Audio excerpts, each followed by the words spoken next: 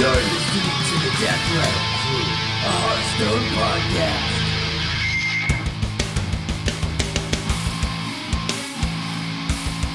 DRC, welcome to episode 8 of the Death Rattle Crew. I'm your host, Mike Tattoo Hearn, and I'm joined today by Tom Just Soup Jessup.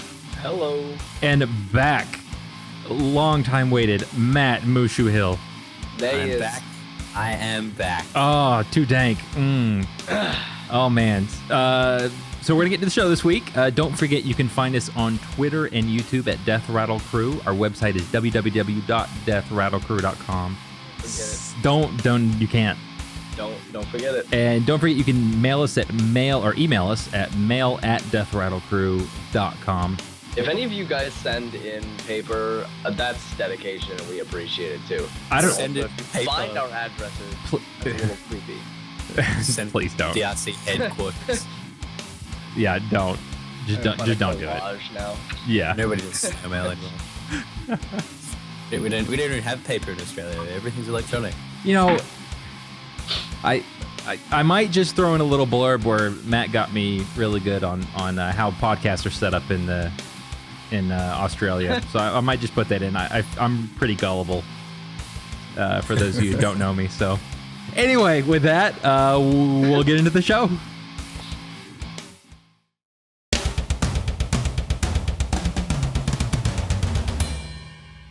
Welcome to Meta Anatomy, your one weekly stop for everything meta in Hearthstone. I am Tak2, and I'm joined again by Mushu and Just Soup. Little teaser for next week. We're having a guest on the show and a big announcement for the podcast crew in general. So look forward to that next week. I'm looking forward to having Fabio Mesters on. So look forward to that. Fabio! He'll be joining us. And with that, Matt, you are back. Now, what were you doing? Tell the folks what you're doing. I took time off from my busy Hearthstone schedule to compete in the annual Australasian Laser Tag Championships, or the Zone Laser Tag Championships. Yeah, that's exactly what I was doing. Nice. So, man. Yeah, basically over sort of like the last 15 years, laser tag is sort of, I guess, got really kind of big in Australia to the point where every year teams from around Australia and New Zealand, I guess, come together at one particular laser tag center and play a week of competition. So this is like it's like a legit thing. Like we have a committee. There's voting and stuff. Like so, we vote for where we're going to play next year. Who are the player representatives and who are the site representatives, and there's rules, and we all sit there and argue about rules and crap. but yeah, for those of you playing at home, I went to Bendigo, which is in Victoria, which is a smaller city outside of Melbourne. For those of you in America, Melbourne, which is, I guess, it's a pretty well-known city, but Bendigo is basically a little Melbourne. And yeah, so I was there for 2 weeks. First week was all like hardcore training. Just, the biggest thing about laser tag is the home field advantage is massive because it's, your home arena. So you, I guess, get very comfortable with how it plays. So as traveling teams, you go and learn as much as you can, play against other teams until the competition starts. And then, yeah, we played a week of competition, which is teams, which is a five-man squad thing. But instead of having 2 teams, laser tag in Australia at least has 3 teams. Oh, so there are okay, that's awesome. That's really, I guess, what I like about it is because it's like a step aside from conventional sports. Instead of playing, us versus them, it's us versus them and the other guys. So there's, I guess, all these interesting sort of dynamics and interesting spots you get put in where you sort of like need to fight for mutual advantage and stuff like that. It's just sort of like really interesting. Huh. And I've been playing laser tag since about 2006, 2007, and been competing at a national level, at least in Australia, since about 2008. Damn, that's actually really cool, man. Yeah, I came back so sick because you spend 10 days with like 9 other people in a house, and eventually you get careless and you touch each other and don't like wash hands. And germs get spread. People die. Yeah, what the heck, man? You gave it over here. That- I got yeah. this crap. That's It's what- so nasty. It across the pond. That's what Tom said. Tom said, "Yeah, he sent Ebola to me through the Yeah, I got internet." Folios. It's pretty bad. But yeah, so we had a all right competition. We ended up there were 30 teams there this year. So Holy when cow. we finished 7th. So I Nice. wasn't too Yeah, happy with that there you because go. we were tipped to be like there's this whole big thing before the event, like where they speculate who's going to do well and what, and we were tipped to be like a top 5 team. So I was pretty Oh, disappointed. way with to it. let them down. Oh, Yeah, dude, it was was not a happy chappy.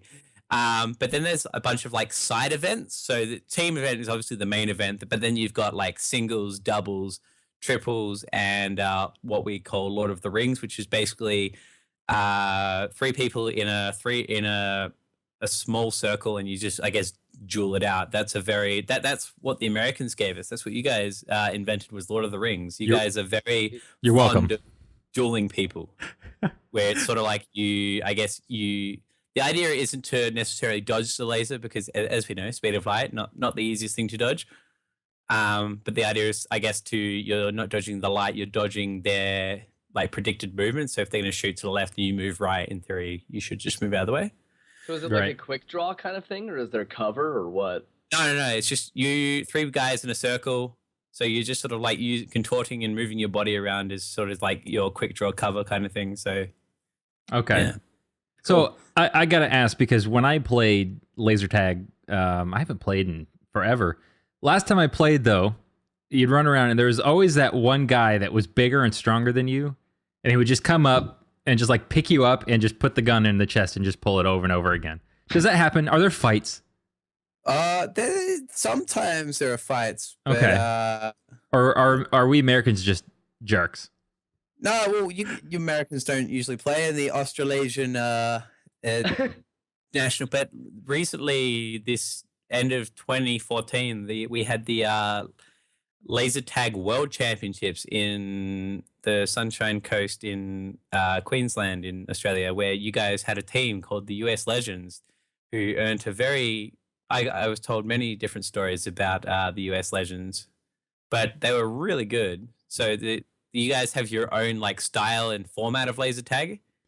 No. It's a lot slower than Oh, we okay. actually play. It's more focused on like dueling one another and like, finding someone in the maze and just be like taking them on, Yeah. sort of thing. That's weird. It's cool though. But yeah, you guys won the world championship. So you guys, the US, USA. yeah, USA. So first place USA, second place was Finland, and third place was Australia. Mm. Finland. USA. Yeah. These colors don't run. Come on. Fun We're, fact, I tag is went to massive in Finland. I went to a Shaky Graves concert last week beforehand, and no, it was last weekend at the Athens 40 watt. So people who have gone there, it was great. But people were out of nowhere. People were chanting USA, USA. And I was like, all right, whatever. I do like that chant. It's a very 3-letter chants are always nice. Like TSM, TSM. Yeah, right. How do you Very- guys do that in Australia? Well, we don't. It's like it's like hey US, hey US. No, it doesn't work. I think we just have the Aussie, oi oi oi. Sort No, of see, thing. I think that's pretty sweet. That's cool. Personally, I like that. Yeah. Yeah, being in I'm one a of little those jelly. chants is pretty cool. Yeah. Yeah. Well, It's, yeah. anything else? Any other escapades from? Laser tag is fun. You should get into it. People who are good at Hearthstone and enjoy Hearthstone are also quite good at laser tag. Now, apparently. is there any direct correlation? Is there? Do you have scientific proof? I have scientific proof that it is beyond a reasonable doubt a 1 correlation. Beyond a reasonable doubt, folks. You heard it here first. Yeah, for those of you who know anything about statistics, understand how rare a +1 correlation is. As you get better at Hearthstone, you get better at laser tag in a linear fashion. So that's Mushu Mathematics, DRC exclusive. You're welcome. That one's Hearthstone- free. That one's free. Hearthstone and laser tag, the Mushu story. The Mushu story. Part 1. Indeed. Good lord. We should probably talk about some Hearthstone. We should, yeah. So Let's get into this. Go. yeah. Let him have it. What's on your mind? No. So okay. You know what? I will wait. Fight. We have a rant. We didn't have a rant last week, so Angry enough. No, I'm angry now. Yeah, I need to be here to like poke you. Yes, exactly. Give in to the hate. Just so I'm gonna wait until we get to the class that I am ranting about this week. We're just gonna be talking, and then you're just gonna be like, you know what I hate? Yeah, you know what really grinds my gears? Exactly. They're not far into the list, so but we'll wait till we get there. It was about today's the Via Game House Cup. Something I noticed and have been noticing, and the future of what I think is going to happen. But before we get there, we will just go down the list. Hot butt. So meta this week, we're going to start with Druid. The Druid. That's actually how on my deck list. That's how I've spelt Druid. Is just Druid. Yeah. Perfect. My Druid's so fresh. My Druid's so tight. I don't know. Is it? That's not. I don't think it's necessarily changed since we did our review on the Ramp Druid. I think it's pretty much stayed the way it is, wasn't it? It was being banned in Via Game. Yes, wasn't it? So I don't want to lose the combo. Yeah, no, it just completely. I don't think I remember seeing a game where it wasn't banned. Yeah, it's a good deck, man. I haven't watched all of them. Last week, people on the Tempo Storm tier list, people said, or hyped was saying, mid-range Paladin is like king, so good, and yeah, it's a great deck and everything. I still think, and I'm sticking to my guns. Mid-range Druid is just the best deck. Yeah. It's got everything to do with everything, and all you have to do is throw in a couple tech cards every once in a while and you're fine. So the reason it's sort of like second to mid-range Pally though is because Druid has like such a hard time getting rid of buff Silverhand recruits. It's like as soon as if you get a full muster off, obviously if the Druid can sort of swipe the muster before it's buffed, then sure you can play a combo in the game. But if that doesn't happen, good luck getting rid of 3 to 4 3/3s. It's just not going to happen. Yeah, like unless you blow your combo, in which case I guess you're sort of losing anyway because you're going to give out to the Paladin being. I suppose the Druid's a little bit slow, but yeah, it's not a fun playing a combo. Yeah, do you feel like the Paladin has to either wait till turn 8 to do a mustard quartermaster or mustard quarter pounder, as I like to call it, combo, or is it just trying to get rid of swipes early, by baiting them out with, like maybe shredders or something like that? Well, that's the beauty of, I guess, mid-range Pally is you just sort of play it like that. I guess you'd want to play your shredders and try and bait out as much removal as you can. I played a bunch of Pally this week, and I don't think I ran into any druids, or not once where I was like, holy crap, what do I do against this druid? It's sort of just been just really straightforward, I guess. It's sort of like it really just the matchup almost plays itself, as you say, just dodge the swipes and you should win. Yeah. I don't want to talk too much about. I've been really putting off talking about BlackRock. Last week we talked about it a little bit just because there were cards I was excited about. I want to wait until next week to talk about it when it actually drops, and we'll talk about just the cards that are released. But spoiling it tomorrow, aren't they? In like 12 hours time or something. Something like that. Yeah. Blitz stream, and they're gonna bomb the rest of the cards off. Right. I was quite happy with not knowing. Yeah. I like a little surprise in my life. I'm glad they're dropping it early, but do we feel like Druid's gonna have any changes? I mean, we can just do a yes no. Not necessarily explain, but just based on what we see, do we see a new deck type, archetype, or any changes to the Druid, like either ramp or mid range? Well, I haven't seen any class-specific cards come out for Druid yet, so Not that I don't can think know of either. specifically. But my thought would be probably no. I don't think we're going to see any significant changes. Just based off what we've seen so far. No. Yeah. Okay. Yeah, no, I don't think so, personally. What have we seen? Like 6 cards or something? No, we've seen a lot. Oh, we've seen a good bit. Yeah. There's a good bit of them out there, but I think you're right, Tom. Oh, yeah? I don't think we've seen the Druid class card yet. It might be floating out there in the ether somewhere, Right. but have not seen it. Oh yeah, no, there are more. Something about being in Bendigo and playing laser tags, sort of like Hearthstone was sort of second. I guess I missed a bunch of the spoiled cards. Yeah. But yeah, no, it doesn't look, based on what's on the page, it does not look like anything's gonna drastically change. But we've been wrong before, right? Oh yeah. Oh, and that's what I mean, just by what we've seen so far. I haven't seen anything. There's some other classes, and we'll get to them, that I think might see some either swap outs for current decks, or maybe a complete change, or a new archetype, if you will. As you say, we don't want to go into it too much, but we can at least agree that Nefarian is bad. Yeah. Yes. Yeah. I think so. Because what are the chances of you getting like let's say you're playing Priest and you get a Shield Slam and I don't know, something else that's just horrible. It's like, oh, great. Execute. I can just see someone like winning a game because they play Nefarian against a rogue and get like prep and eviscerate, and then prep the eviscerate and win the game. Like, oh, it'll happen. Beyond that, I don't know. It just doesn't. The problem is like 9 mana. You do nothing on your turn unless Well, how the card should read again is 9 mana, play the card, get 2 spells that probably going to be useless, and then on your opponent's turn, they use enough mana to play Big Game Hunter to kill your unit. That's exactly how that card should read. I feel like the best thing about Nefarian is the artwork. Yeah, it is pretty cool looking. It really does him justice. I like the card. I do. I mean, it's like you're saying, as far as it looks, I want to like the card as a playable item. I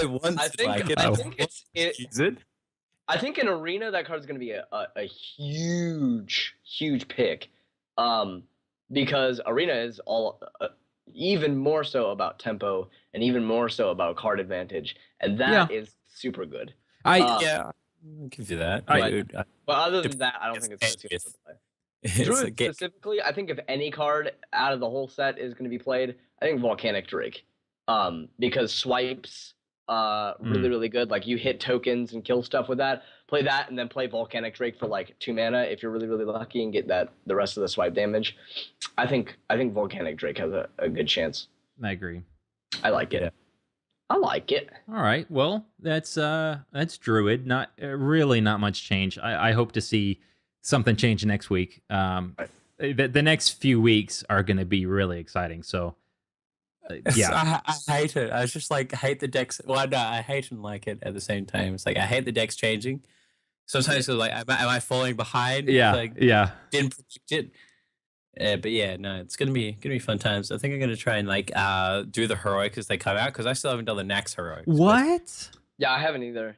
Oh my god! Sorry, guys, you guys. It's like, I think it's the one card back that they've released that I don't have. I think I have everything else. I don't have pirates. I know I don't have pirates. I don't have warlords of Draenor collectors, whatever. I don't have. Oh wait, there's a lot I don't have.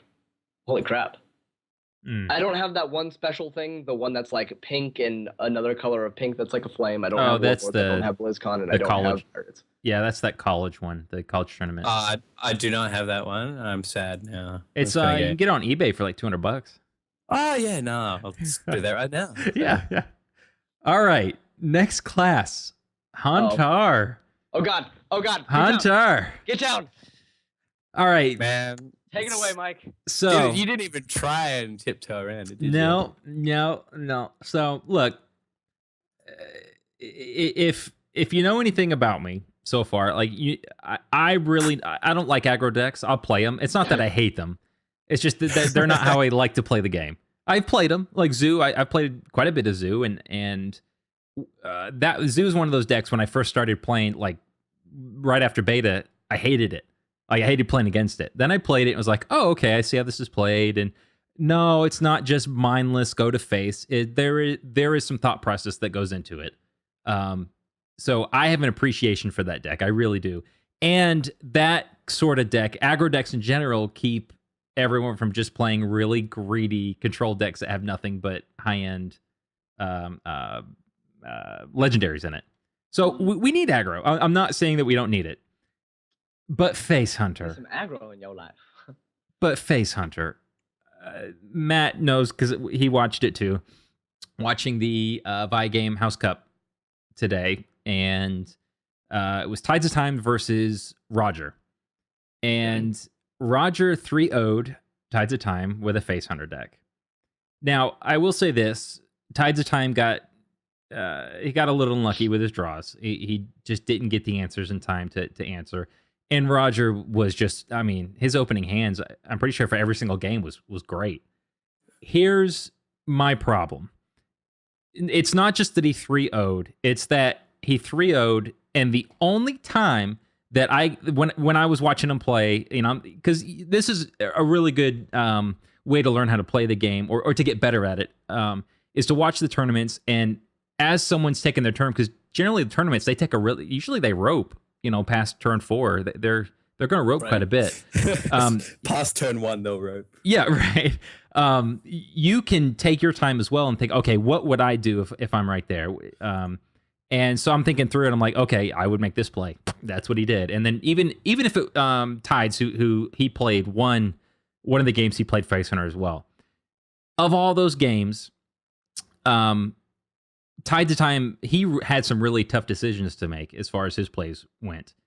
The only time Tides of Time, Roger had a hard decision, and I counted 2 that I said, I don't know what I would do here. I would either do this or that.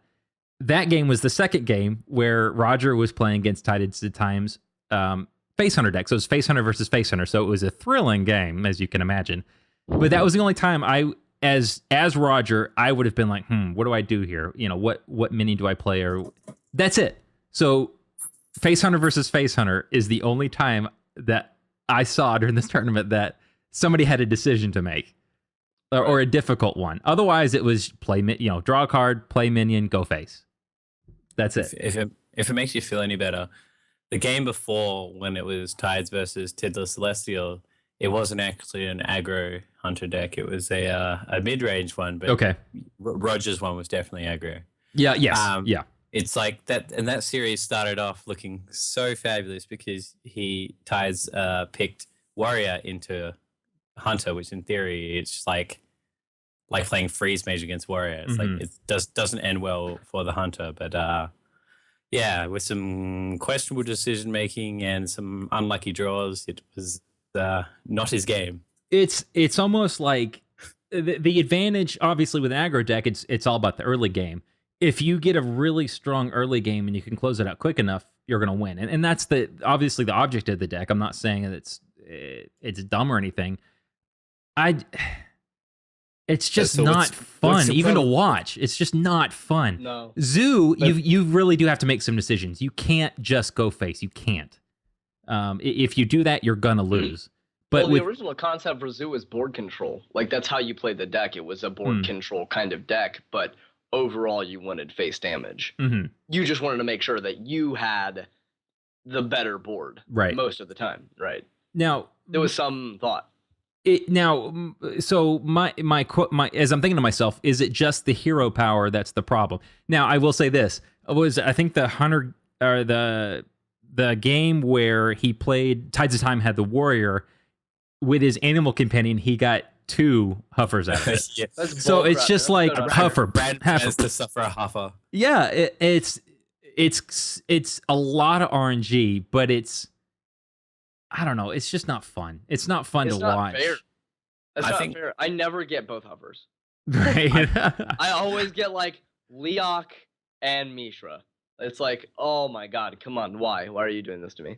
And I think like the thing to remember though is while it might not be fun and viewer friendly, is that at the end of the day, it wins games, and doing things as a professional isn't necessarily always fun, and that's sort of why Conquest became about. So you can't just sweep with face. and yes, and that's why I like that new format. I wish they were doing it with the Vi game. Yeah, that was But- weird. When I realized that, hang on, they've got bands and shit. Yeah. Why is he still playing that with deck? I wonder if That's this that's not how Conquest works. I wonder if this is just playing so far ahead that it was just kind of like, well, it's too late to change it. Or maybe they just wanted to throw in a bit of a curveball because, like, Yeah, everyone playing the same format isn't, it isn't fun. right. Right. Gotta mix shit up. Yeah. Gotta keep it going. So the new format I think fixes that problem because now it's not 3-0 face hunter. I mean, just in Twitch chat, it was just face. It was what does Rexar say normally? I will hunt Yeah, you I will down. hunt you down, face. Me not stupid, me go face. That's Twitch. Thank you, Twitch chat. I will Usually, hunt your face. usually you let me down, but I was really proud of you for those 3 games. I don't know. That just it. I don't like it. I don't like it. Grinded your It gears. grinds my gears back. Now, Ground your gears. ground them down. Now, Round 'em down. here's what I do like is I see some cards coming out with the expansion that I think are a really good answer to aggro decks. So I haven't really seen, maybe other than mid-range paladin, I just can't think of any decks that do well against aggro and do well against kind of those really heavy control decks. I want to see more of that. I feel like we have just a lot of aggro and a lot of control, but there's not a lot right there in the middle. I would like to see a control deck that isn't warrior and is also good. Like Demon Control Warlock was around for a little bit, but that Yeah. was kind of more of a mid-rangey deck, I would venture to say. It was more like the creatures weren't really there for like all control purposes. Like they were there to do some face damage too. The only like straight up control deck we really have is like Freeze Mage and then Control Warrior.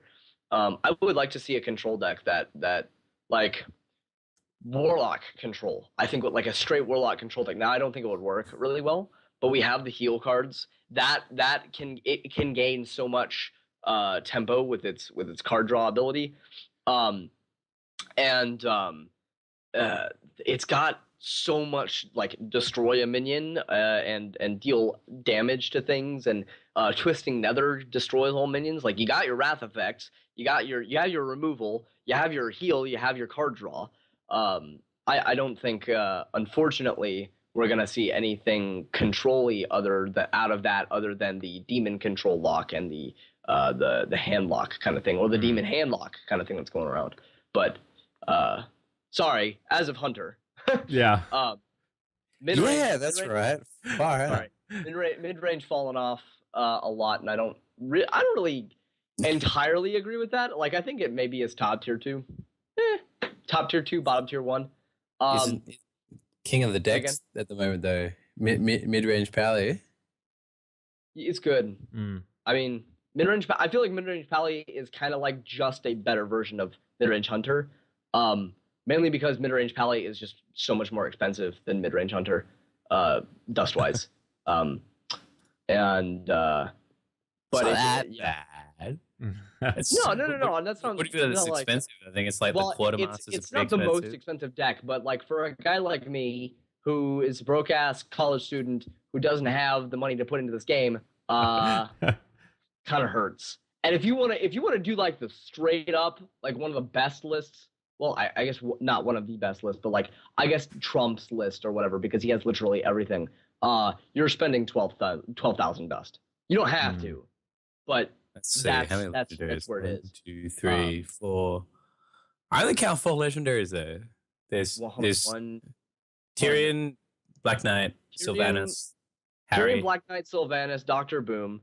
Some people run Hogger and Harrison, and then even some people still run Greenskin. 7. I have seen a Nuts. lot of green skin this last really? week and a half. A I lot. have not seen a single skin. As opposed to Lot. mid-range hunter where it's like Doctor Boom. Yeah. And then sometimes you'll see Rag. And I would probably run Rag if I had Rag, but I don't Well, have Rag. Let's go ahead. There. We'll jump. Well, all right. Let's come back to No, Paladin. screw Hunter. Screw Hunter. Yeah, I mean, hunters again. We It's fine. kind of brought up the You two. want to skip and just go to Paladin right No, now? no, no. We'll go to the next one first. Which is Mage. Yeah. So mages. Cool. Mage really hasn't changed. My tempo really. mage done again. I'm doing really well at tempo mage. That's a strong. Again, I deck. don't have the cards. I'm super sad. It's But good. super good deck. It's good.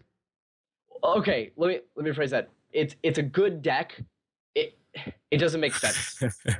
It's the same thing, or it's a very similar problem I had with Control Warrior way back in the day when it was like, okay, there's some synergy here, Mhm. but at the top end it's literally just like throw in legendaries Yeah. and win the game. Like Tempo Mage, similar. It's not the same kind of deal, but it's similar. Well, like and there's some synergy here, but it doesn't feel like I feel like with Tempo Mage it takes a lot of thought. I think thought's a crap word. It takes a lot of planning, and it takes a lot of he's silent. word around Oh, there you go. like as opposed to Face Hunter, where that doesn't take a lot of thought. Where Zulok takes more thought than whatever. I feel like tempo mage is arena on ladder. Like if you that's want to play exactly- arena on ladder, play tempo mage. Yeah, you're playing just good cards in a deck. Yeah, It's weird, but these cards somewhat have synergy, kind of. a little bit. So weird. A little bit. Cool deck though, really cool Yeah. deck. Solid play. I don't think it's ever gonna hit tier 1 because it's just, good cards in a deck, really cool. But it's a very It had its solid deck. heyday. Performs very well. Yeah. It's like the example of that, I guess, was when Trump was doing his free to play Legend series, Mhm. and the first one he did was his Mage, and I think that sort of like just speaks to how good it is. Sort of like you can play it, and you can play it to Legend. I don't know if you could do it anymore, but I don't know. It's an okay deck, as you said. Yeah, never be T1, but it does have the quirks. Mhm. It could probably get to Legend. I think it has a chance. I think actually anything can probably get to Legend. If you're willing to put in the volume. Right. Yeah. If you're willing to put in the immense amount of time. Yeah.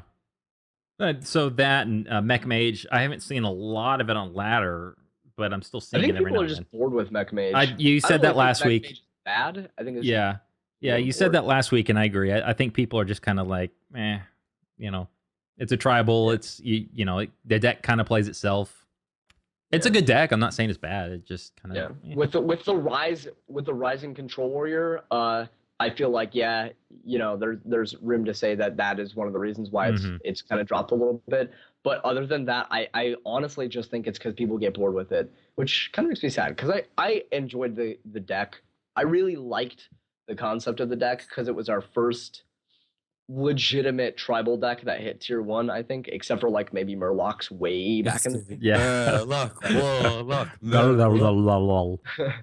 I liked the Murloc, the Druid Murloc, where you could just go, oh hi, turn 1, innervate coin, all the Murlocs. Yeah. That was fun. But yeah, sad to see Mech Mage, and then I guess You can still play it. It's still there. They haven't taken it away. I did guess play the a only couple other this deck I week. can really think of that ever existed. I mean, besides Freeze Mage, but really we only see Freeze Mage and Fatigue Mage in competitive. Yeah. It's not a ladder deck. Great deck, not a ladder deck. But the only other thing I could see is like Medivh, Echo Mage. But I do like that deck. I played one today. It just managed. He like It's a echoed cool Medivh. deck. Oh yeah, he It's not great. echoed Medivh, a mad scientist, and a Neutron and a zombie chow. And it's just he wasn't having a good time, but Yeah. I played against one yesterday, and he got 4 Lothebs out on me again, and I was playing Control Hunter or Control Warrior. I'm sorry.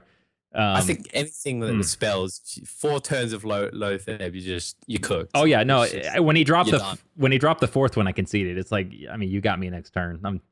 Just Well played. yeah, it's I can't execute. I played. can't. Ugh. I can't even press concede. It costs too much mana. Yeah.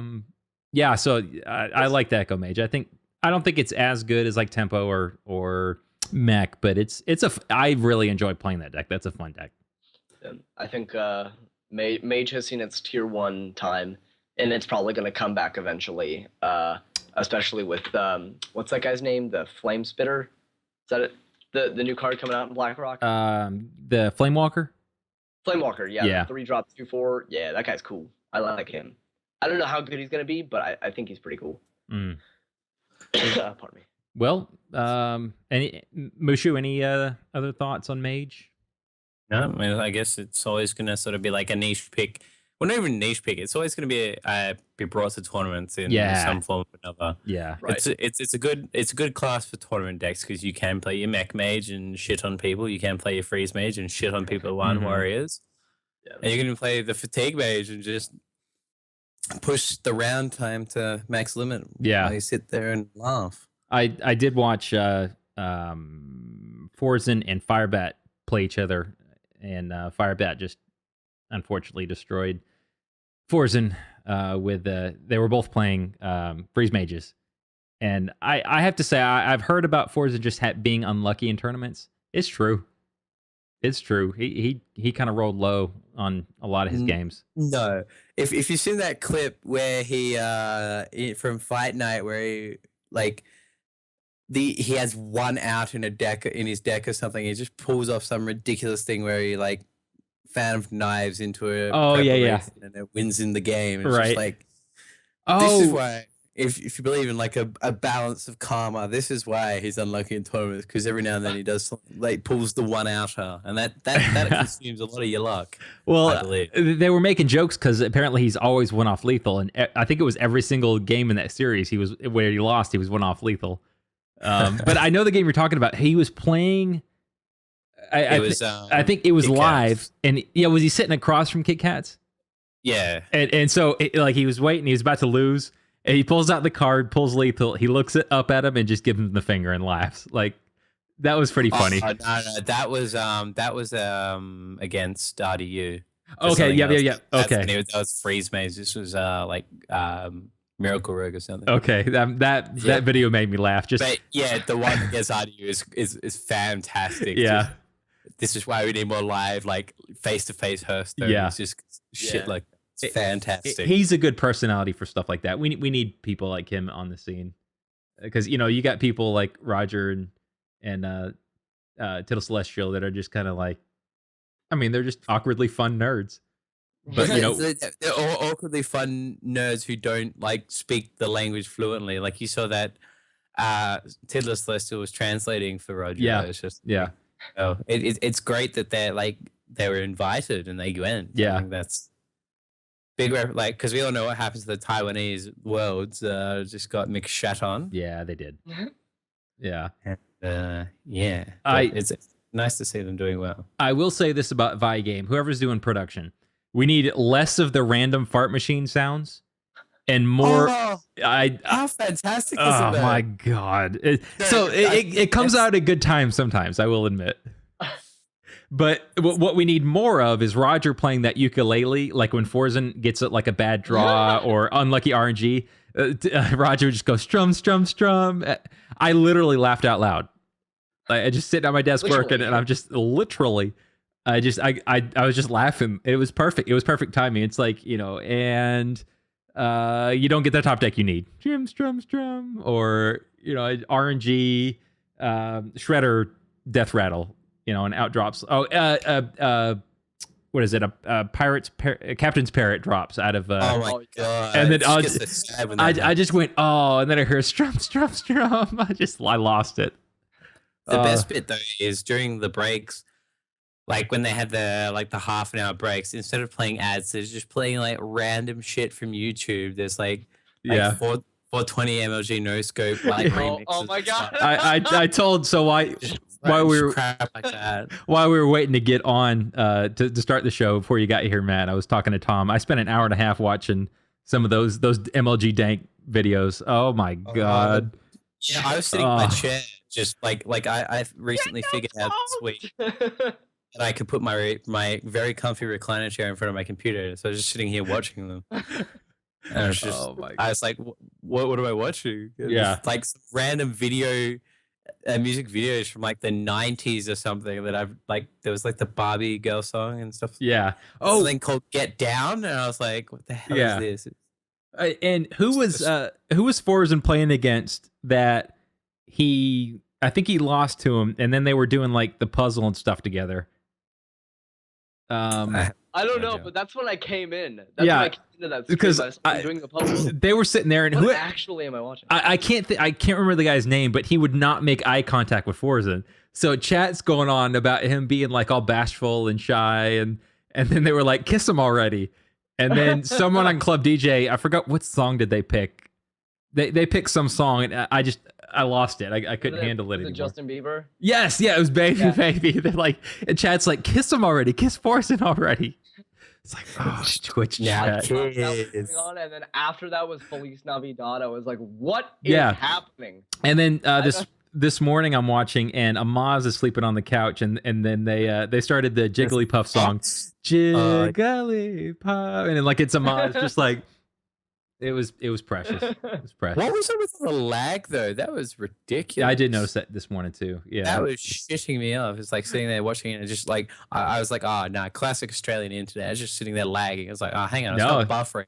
yeah, There's definitely lag in the feed. yeah. And what about that like the way they keep flipping the boards? I didn't notice it in the first game. They must have smoothed it out, but then like the later games, it was like cancerous, just like flip, flip, flip. I I'm don't on a roller coaster, I'm gonna yak. I don't like that at all. I don't like when they flip boards. Hey, what class are we on? Oh yes. So anyway, Hey, hey, we're talking about the meta. Come on. And No, you're right. You're right. yeah, You're right. Via game is very important to the meta. I mean, yeah, You're right. yeah. You're not wrong.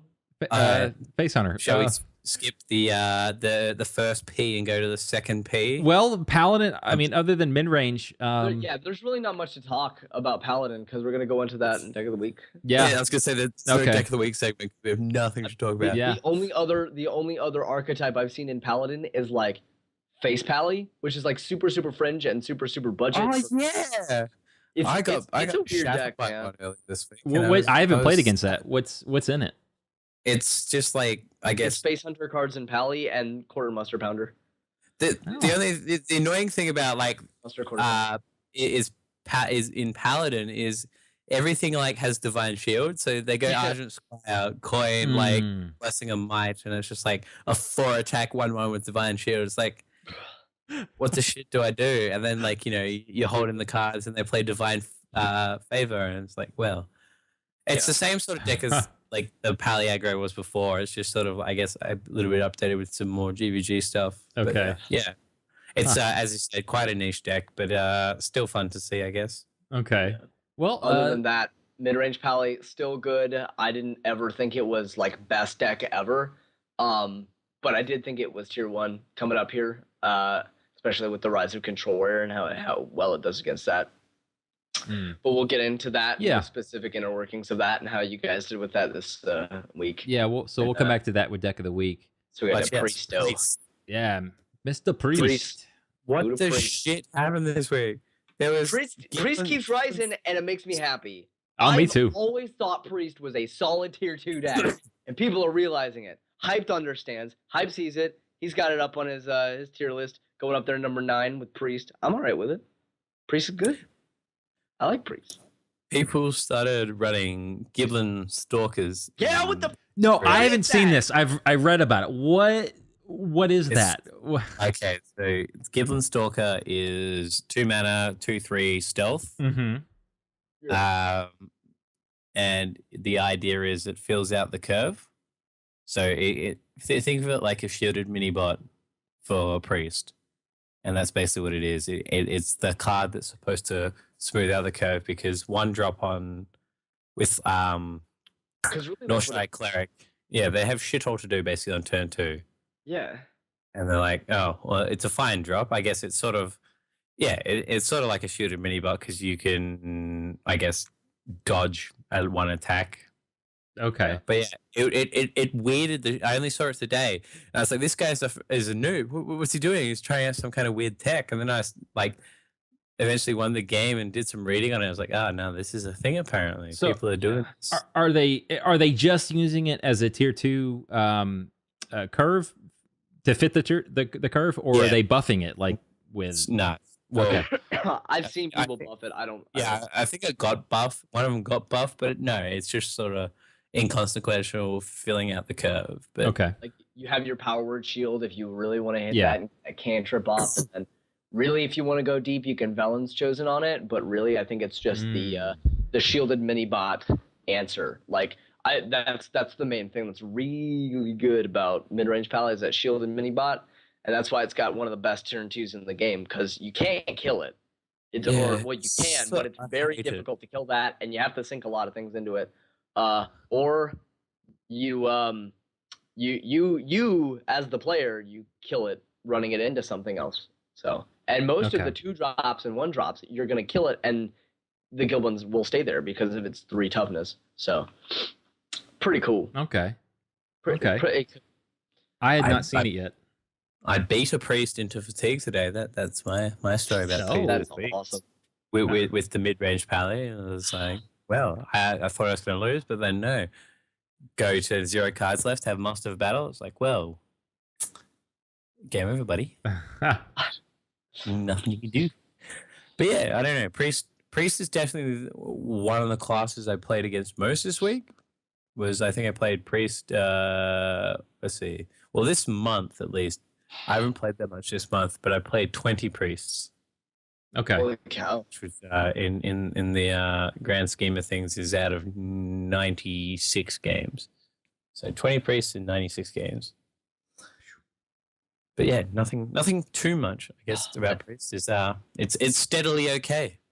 Yeah. I think they have 96 games this past 2 weeks in Heroes of the Storm. Alone, not even Hearthstone playing Heroes. I've gotten that many, and I'm sorry for Hearthstone because I love Hearthstone, but it's been making me so pissed off. And the only deck I have to play that's really good right now is Oil Rogue, and we'll get into that later. But well, I mean, there's really not much else to say about Priest, is there? right, I mean, And I we're was going gonna to say, Rogue. you know what comes after purr is rogue. Rogue. Rogue. AKA oh, rogue.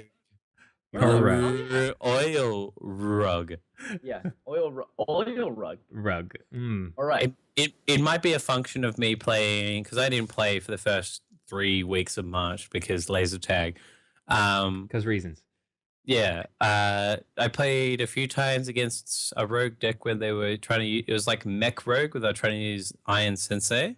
yeah, it's the fast rogue kind of deck. I think. I've seen some of I those. think they've been playing that, and it's did they play the Wolf Rider on you? Did they play Wolf Rider?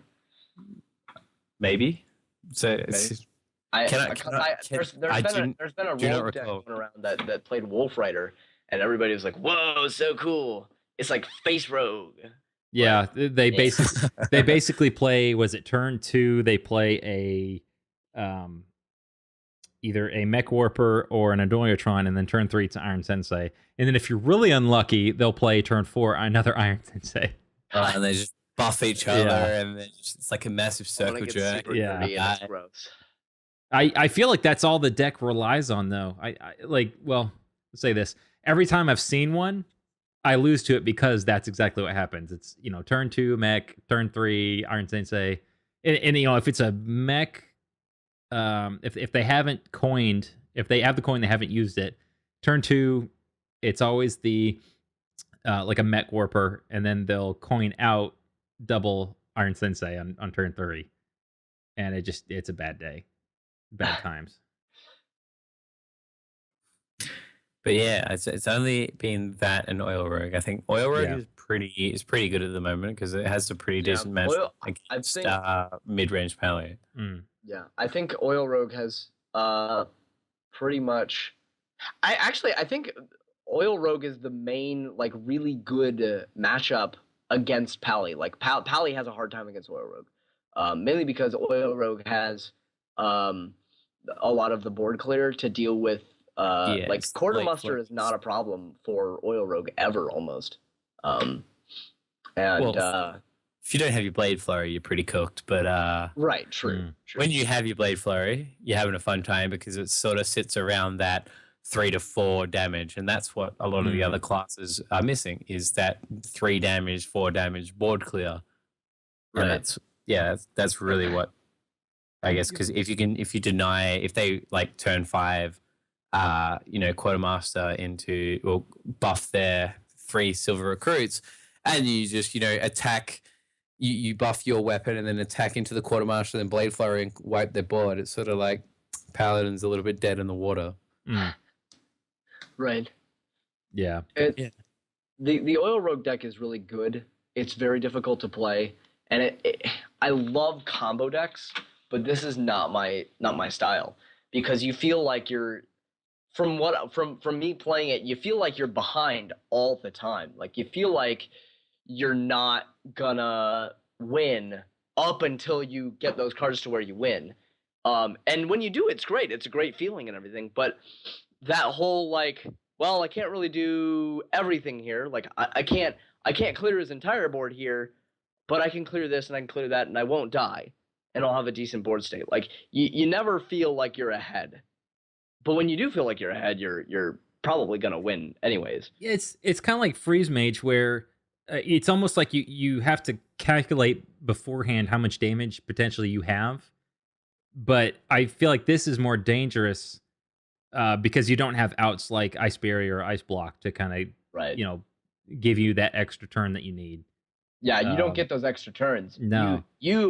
You have to sprint aggressively. Yes, and get to that turn where you win. I think that's the difference. Not wait till you get to that turn. I think that's the difference is whether or not you're going to win or lose a few turns quicker than the mage, and maybe that's the advantage to it. Maybe it's you get the cards that you need earlier, which gives or lessens your opponent's chances of answers or counters or defense, whatever you want to call it.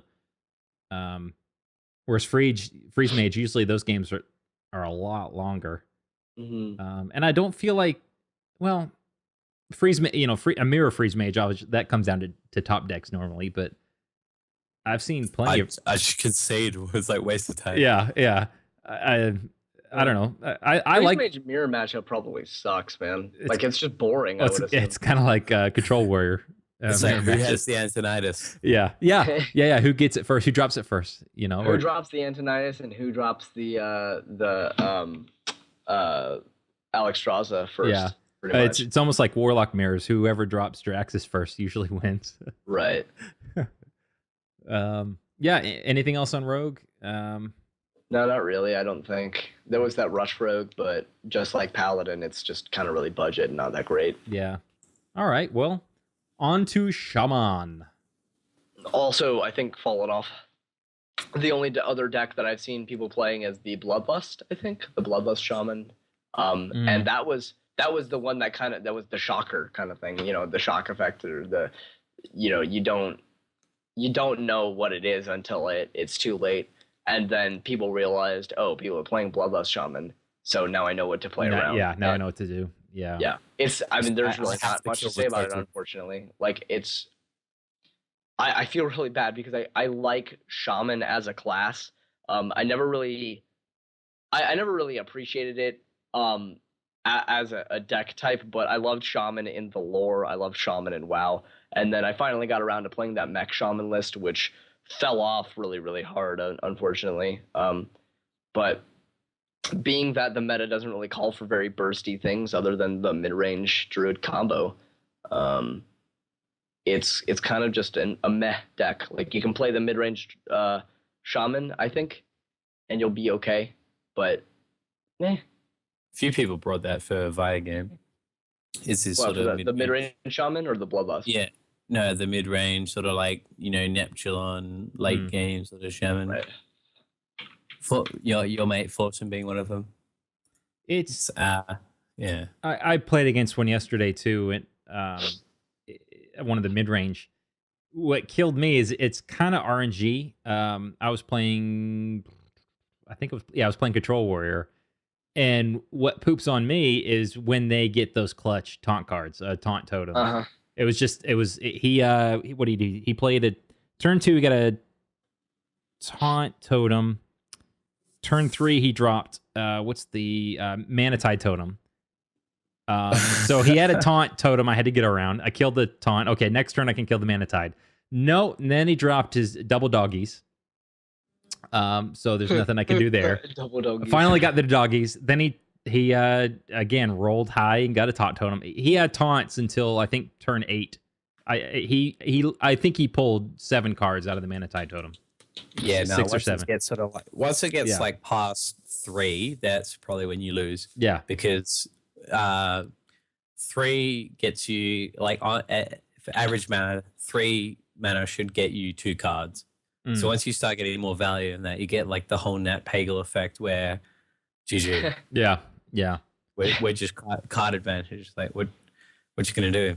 Now, Yes.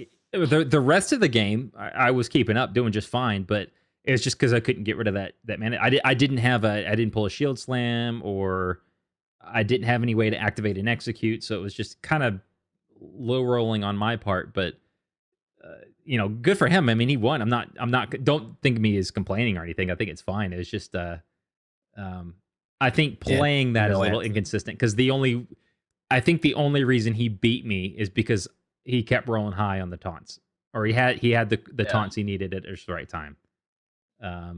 So a little inconsistent, but it pays off sometimes. Should have had double roll. Yeah, right. So unfortunately for shamans of the world, Thrall, the shaman in Hearthstone, is kind of meh right now in the meta, and same thing with Heroes of the Storm. I love Thrall in Heroes of the Storm. He's also very meh in the meta. Another single tier shed for shamans. They'll come and go. I mean, has the shaman Blackrock card been released? It hasn't. Has it? We got Lava Burst. Oh yeah, lava. We talked about that last week. Yeah, is cool, man. I'm hoping that makes the Overload Shaman a thing. I don't think it will, unfortunately. However, I want to see. I want to see more Unbound Elementals. I really like that card. Yeah, man. I played that a lot back in the day. Okay, so I heard the working around Lava Burst is that it clears all of your. I'm not sure if this is correct, but I think it clears all of your trying to think of the word. Your overload like crystals, but like it does it for the next turn too, or it doesn't. I have to go look at the wording again, but there was speculation that it clears not only the stuff for the overload for your turn that you're on, but the next turn. But I think that may just be speculation. I don't know if I can't remember. I'm pretty sure it's your next turn, whatever's locked out. Gotcha. Yeah, no. I'm pretty sure it does everything. So if you go into a turn locked out and you play Lava Burst, it breaks all of those things. I'm pretty sure it breaks everything the turn that you. So let's say the turn before you played something with Overload and you've got 2 on the board. You play something else and now you have 2 for the next turn. If you play that card, I'm pretty sure it breaks everything. Yeah. It would break everything, but you just have to play it. Sorry, it's not Lava Burst, it's Lava Shock. Lava okay. Yeah, you sitting here saying Lava Burst, I'm like, what the shit? Yeah, There's already a card called Lava Burst. You guys are all crap. I'm sorry. No, but yeah, I assume if you had 2 overloaded on turn like 6, if you going to turn 6, you had 2 overloaded, so you have 4 mana. And then you play like a lightning bolt or something, so you have 3 overloaded, and you have like 2 mana left. No, you have 3 mana left, but the next turn 1 will be overloaded. It'll clear all 3 of those overloaded crystals the way this reads, unless it's like only, as you say, for the ones that are currently this turn. But yeah, I'd assume it'd get rid of everything, which it's, as you say, might bring back the old Zeus shaman that Strife Crew had a bit of fun with. That would be pretty cool. I would like to see that. Yeah. Oh yeah. Well, any other shaman thoughts, ideas? No complaints. Wait for BlackRock. Yeah. Oh, I can't wait. All right. Warlock. Warlock. Demon Lock, Demon Lock will get out basically. Yeah, it's weird. Like Warlock has been really weird because so we've kind of switched to this more controlling meta. So I guess handlock is a little better, right? Well, people have not been playing handlock because all it is for the early turns is life tapping and playing a little bit of control. Well, people realized how good Void Collar, the body of Void Collar, was in the Demon Control Lock. Bless you. And so they realized how good the body was, and it's good to trade. And you can sometimes like 2 for 1 and even sometimes 3 for 1 with that card, because it can, especially because of its ability where you can kill things and it can die and you can drop your demon. Well, I think the only demons in the demon handlock deck right now, like the combination of demon control lock and handlock, the only 2 significant things are sometimes I've seen Void Collar, like most frequently, and almost always you see Void Collar. Sorry. Void Collar and Void Collar. Yeah, there you go. Void Collar and the oh my god. The taunt. I'm so sorry. The taunt. Dread Infernal or Doomguard? I'm sorry. I've been messing up this whole time. So the 3/4 with Death Rattle is Void Collar. Void Collar, yeah. Void Collar, right? Okay. So the 1/3 with Taunt. Okay. That is Mistress of Pain. Oh wait, with Taunt is Void Walker. Void Walker. Void Walker. Okay, I'm sorry. So Void Walker. So I was right earlier. Void Collar was the thing. Void Walker has also seen play, and I've been playing up against that a little bit. That's really weird, but it works. I think it's that early game presence that handlock needs for it to be decent. And right now, I think I would venture to say the demon handlock is, if not tier 1, top tier 2. That's my assessment on that. Yeah, there's been a bit of variation in, like, I guess the sort of demons to play. Everyone, the general trend is, you play Mal'Ganis, but then you can also play things like Doomguard and Dread Infernal, more so Dread Infernal, because it's less reliant on just coming out by a Void Color. I guess in a solo deck, playing a Doomguard and losing those 2 cards is really bad. Well, and I saw Kalento, I think, was playing a demon lock, and he had a Doomguard.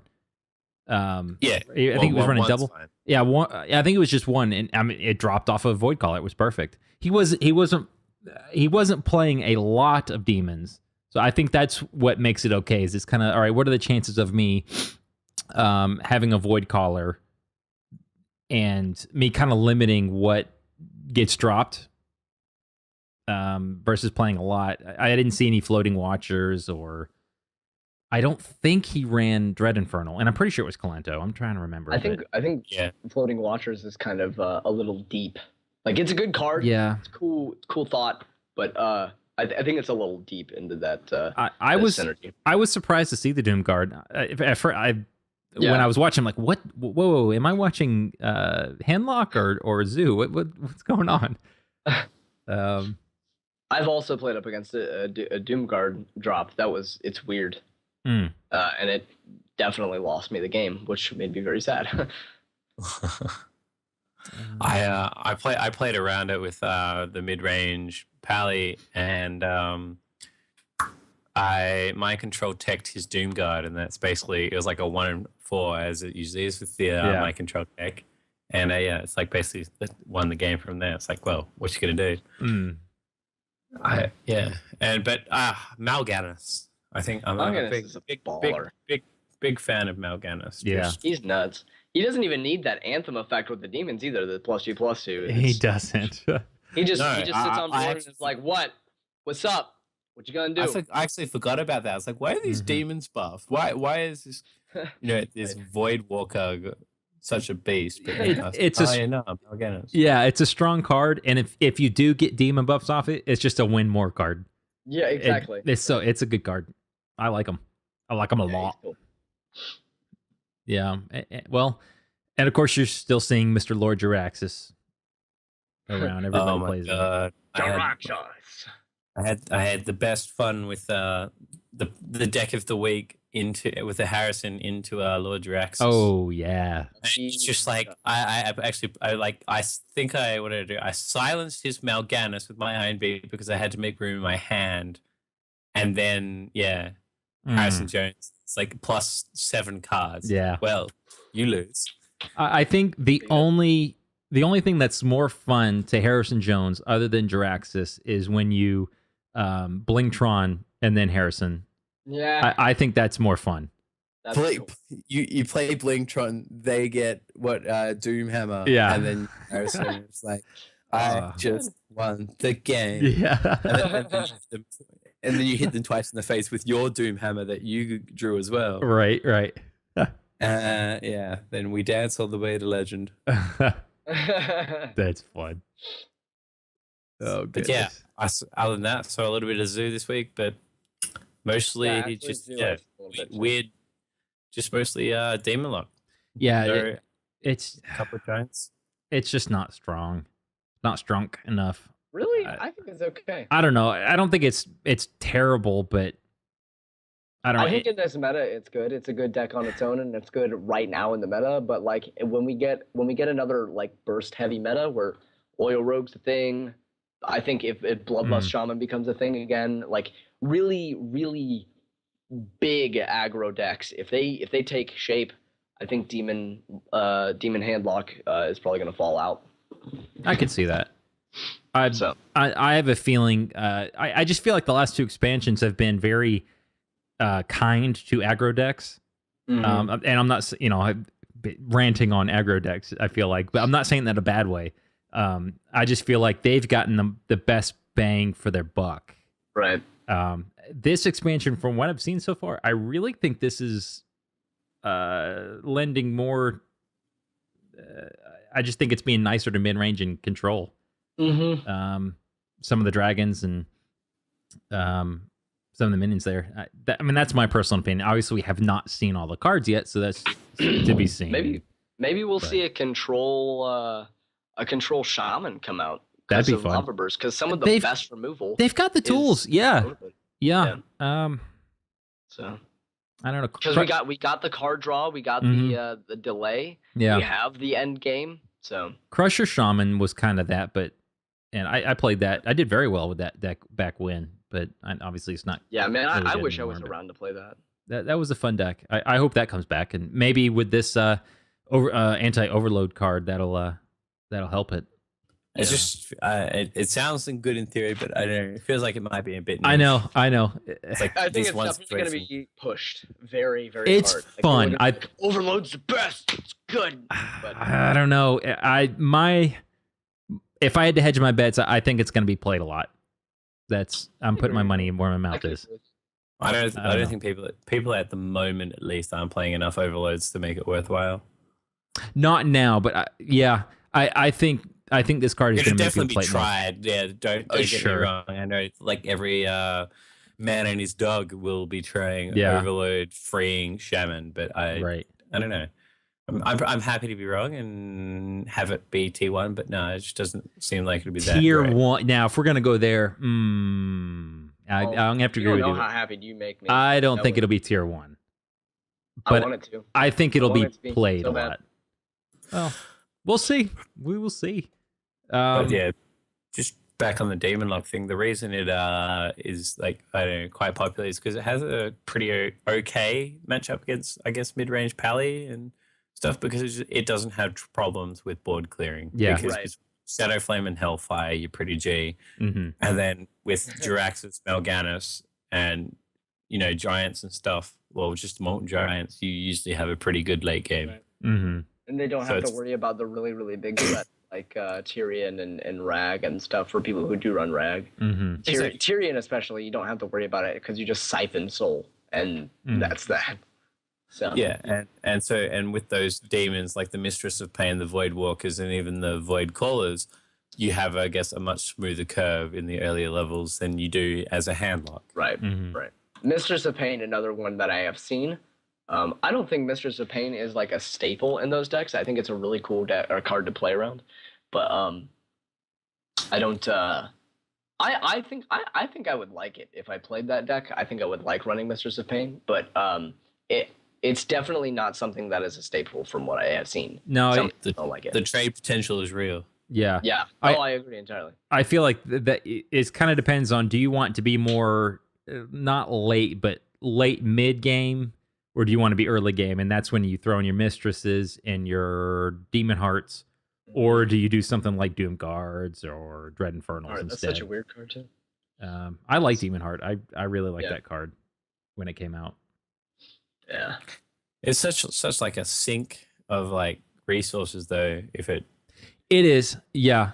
When it works, it's awesome, and I do like that you can do 5 damage to a minion. Right. yeah, that's all right. I don't It's know. I got just that feel kind like- of it's got that kind of forced choice. It's weird. It's like with Druid you get to choose. I can be, a 4/4 with charge or a 4/6 with taunt. With Warlock it's more like it's either going to do this or it's either going to do this. Which is cool to see different choices that you can make with cards. But in Warlock it's flavored well for the class. I think it's really cool. So something I like about that. I don't know. I just think if you're gonna like pay that sort of buff, it's much better to play Power Overwhelming. I'd say it's much more consistent than Demon Heart I hear you. Yeah, because it's, while you're sacking a minion and you're getting 1/1 less, you don't have the versatility for a 5 damage thing. It's only 1 mana, and yeah, it just feels like it's so much more usable than a Demon Right. Heart. it's yeah. How much do you want to invest? Yeah, I can see that. I think I you think- have stick in a meta where every deck has a big game hunter for Dr. B. Mm. Plus 5/5 to a minion. Usually, I think it's like a death sentence a lot of the time. Mm. Right. So you put a 5 on anything, it'll be usually above 7 or above, Mhm. and it'll usually get it killed. I think. Yeah. Well, Okay. any So we other got any other We- thoughts? Now we can move on to Tom's favorite. Tom's deck favorite slash class. class. actually I'm Mm. really excited to talk about Warrior. Oh, and really? last time. and It's a lie. No, I'm actually really excited. So Control Warrior, whatever. I've been pissed off at it for a while. It's still terrible. Still actually a really good deck in the meta right now, but everybody knows what Control Warrior does. Everybody knows how it's always going to be a good deck. It's always, I think, going to be competitive. And right now, great for it. Whatever. It's top tier. This is why I hate Hearthstone. But don't want to go too much into it. But I was doing a lot of probably very pointless but very fun theory crafting because of the 2 new cards from BlackRock. Black The Ramus. Grim Patron and the Axe Thrower guy. Yeah. So I went pardon me, I went into Hearthstone and I wrote down all the cards, like what are good cards to ping things with? What are good cards that gain something from being pinged? And so I made up a couple different deck lists, and I'm really gonna be that. I'm gonna be that Timmy that forces I'm gonna be that Johnny. Let me use my terminology correctly. I'm gonna be that Johnny that forces these combos in. So you got the Grim Patron. He's a 5-drop 3/3. So when he takes damage and doesn't die, he copies himself. Mm-hmm. And then there's the Axe Slinger guy, which he's a 4-drop 2/4, I think, right? That whenever he takes damage, deal 2 damage to the enemy hero, I believe. Yes. Which is Yeah. awesome. And so those are the 2 new guys, and they're decent bodies on their own. They're not great, which saddens me because they're not great on their own, but when they get pinged, they're really, really, really good. They have really, really good effects. And so on top of that, you have Armor Smith and Frothing Berserker, and so your curve just keeps going up. And the only problem I had was trying to find 1-drops. Warbot is the only thing I found that you can ping and make it a 2/2. Whatever. But in that in that off chance you get to go turn 1 Warbot, turn 2 Cruel Taskmaster, or turn 1 Warbot, turn 2 Inner Rage, and do whatever, it's going to be oh so sweet. But so you go turn 1 Warbot, turn 2 Armor Smith for your like curve or whatever, turn 3 Frothing Berserker, turn 4 the Axe Flinger, and turn 5 Grim Patron. Like those are your guys that benefit from that, and then your pings are like Inner Rage, Cruel Taskmaster, Whirlwind. There was another card, I can't remember. Death Spite is one. Mhm. And just a lot of really like forced synergy that I really enjoyed. And then there's like Battle Rage to draw cards, Commanding Shout to draw cards as well, and there's another card, Bouncing Blades, which is really weird, that can also ping your creatures and ping their creatures, and RNG in the mix. But that's why I'm super excited for a Control Warrior. I have a couple deck lists that I'm going to try, and very, very, very, very heavily force into the meta. Probably going to see me playing a lot of Control Warrior. I mean, Ping Warrior. So, yay me. I just look into the Grim Patron and just think about all those times and all that time I spent in Blackrock Depths, just pulling too many mobs in the Grim Guzzler. Just guys who look like this guy just beating on me. I can see like a Bouncing Blade combo with those with the Warrior card, the the Axe Flinger, and just dealing like having 2 of them out with Bouncing Blade and doing like 14 damage or something. Oh, okay. I have a question about this. Go ahead. So if we play the Axe Flinger, let's say what does that cost? 3? 4. 4. Okay, 4 mana. Then you play Commanding Shout. Then you play.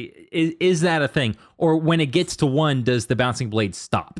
Yeah, right. That's exactly what happens. Yeah, so it's not an infinite. It's not an infinite loop. Yeah, unfortunately. Okay. My brother-in-law got in a custom game and tried that out because we were super stoked. We were like, oh crap, we just broke Hearthstone. We're going to get this perfect combo all the time, every time. And we didn't do it with that guy. We did it with Armor Smith. And we were thinking, oh yeah, we're going to get infinite armor. Right. And we didn't. Because I didn't. Commanding Shout says your minions can't be reduced below 1 health this turn. And the Bouncing Blade says, keep going until something dies. Well, you know, they intersect. Okay. When something fun happens, I've noticed in a Blizzard game, when something really fun and janky would happen, there's fun police. Yeah. Sad day. Another single tier. And but if it's janky, like I don't want it in the game. If you did that to me in ranked and the blade just sat there, I'd get like really angry. Well, I'm glad. The actual chances of that happening, like you have no board, I have enough mana to go this, this, and this, and win off of it. That come on. That's like the chances of that happening is really, really low. And if I get that off, let me have my thing.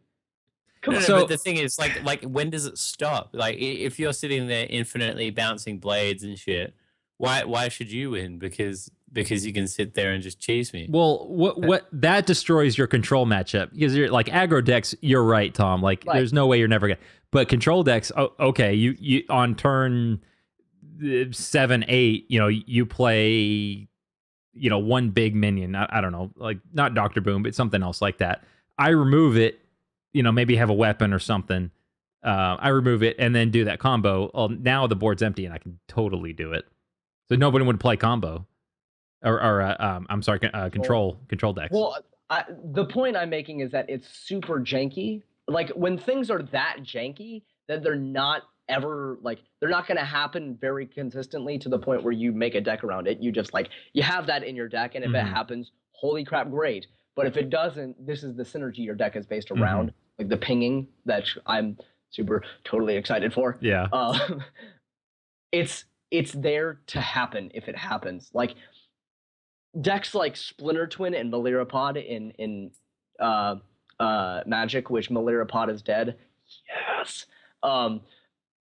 Those decks are really not janky. They're not janky combos because it's like Splinter Twin, for example, is really one to we can understand as a video game player ever. Basically how it works is I have a card that says, whenever Deceiver Exarch 1/4 that says whenever it enters a battlefield, untap a creature. And so I put an enchantment on it that says tap this creature, make a copy of it, and it gains haste. So and it dies at the end of turn, whatever. So basically, here's my guy.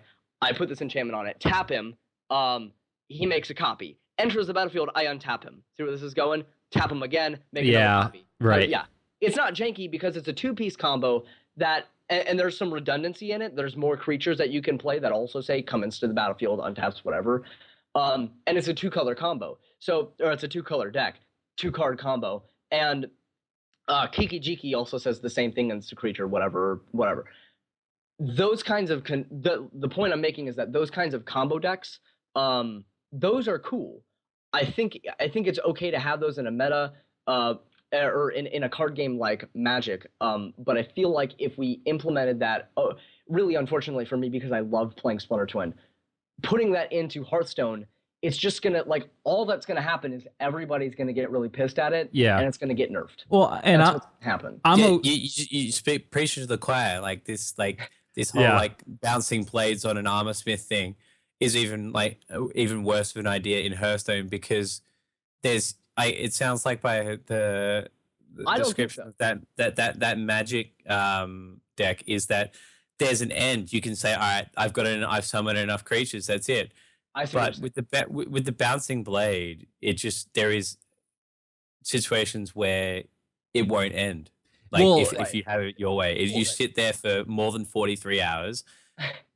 And okay, well, hold on. Because it can't end. Okay, so here's why. Okay, so in the Magic math and logic and the ruling, how it would work is if like that combo were to happen in Magic, like that exact thing where bouncing and then you just take damage, you take damage until you hit 0. Right. And then as soon as you hit 0, you're instantly dead.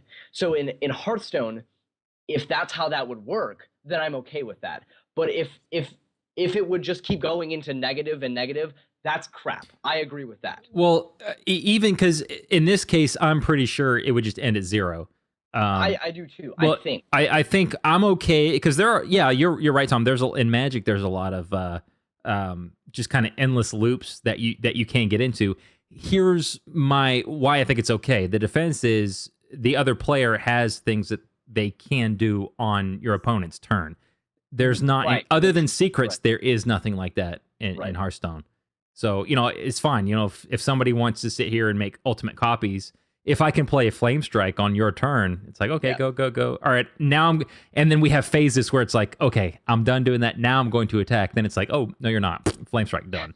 But that's not how it's played. So, this Axe Flinger thing, obviously that would just be an instant. That's an OTK, because you would just continue to do damage. Well, the point is that it's so janky and it will almost never happen. Like, when it does happen, here's an example. Here's another example. Let me go ahead. No, you go ahead. I don't think like the fact that it's unlikely to happen is a reason why it should be able to happen. Sure. I don't think that should be validation. I mean, having combos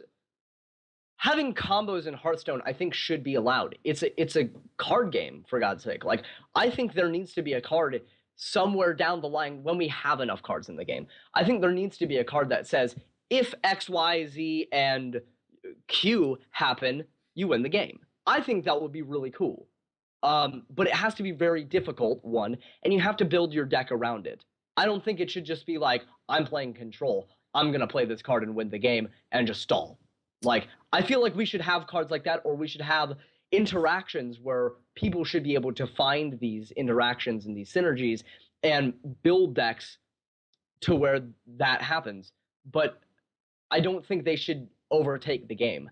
I think they should either be tier 3, like top tier 3, bottom tier 2 decks, to where they are so janky that they barely win, but when they do, it's really cool. Kind of like Druid Fatigue. Like, Druid Fatigue is a decent deck, and like you can play it in casual and do whatever and like take people off guard, but it's not always going to be great, even in a competitive setting. But it's one of those decks that's out there to play for fun. Yeah.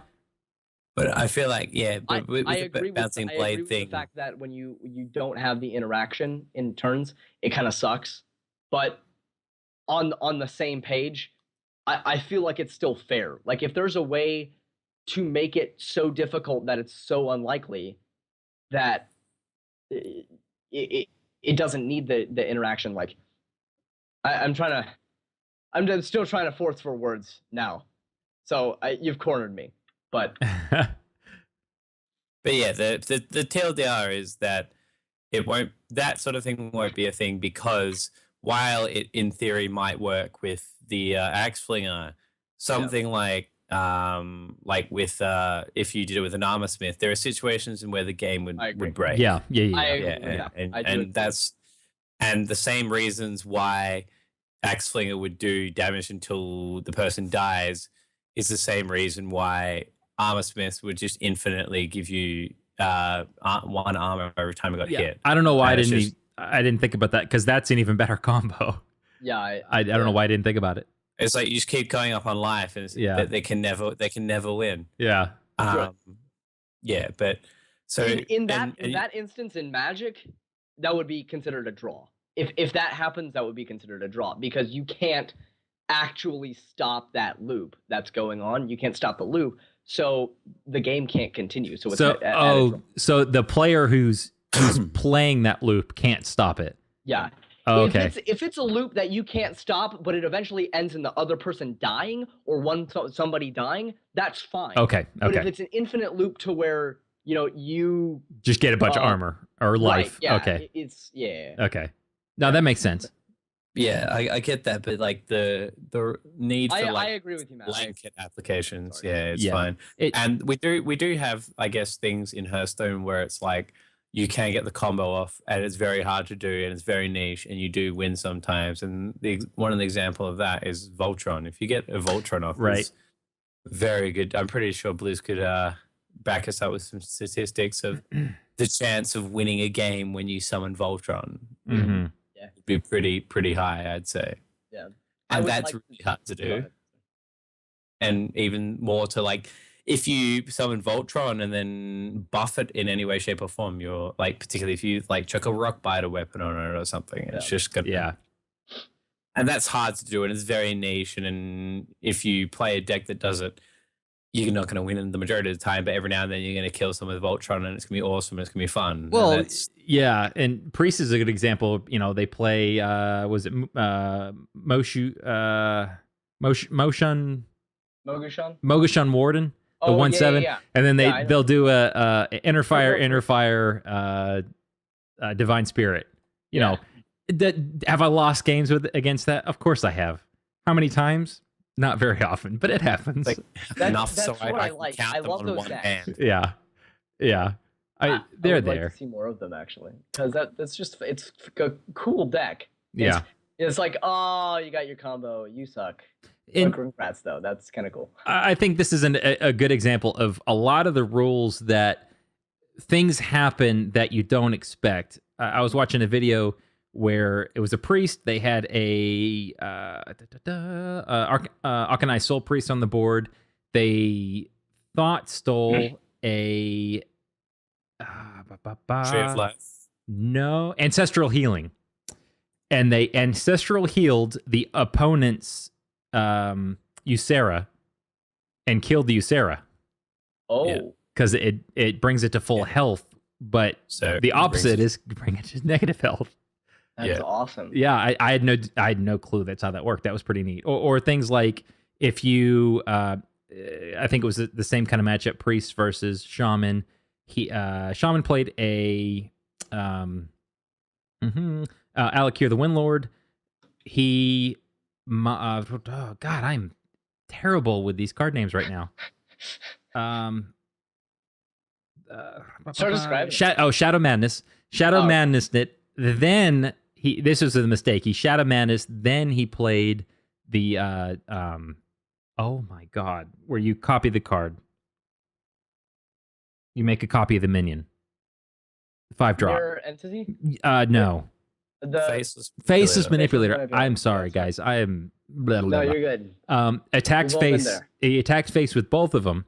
Here's the thing, though. It still had the buff on it, or the spell effect from Shadow Madness. So at the end of his turn, both of them went back to the Shaman. Oh, man. That's how that works. That was pretty interesting. So the mistake was he played Shadow Madness first.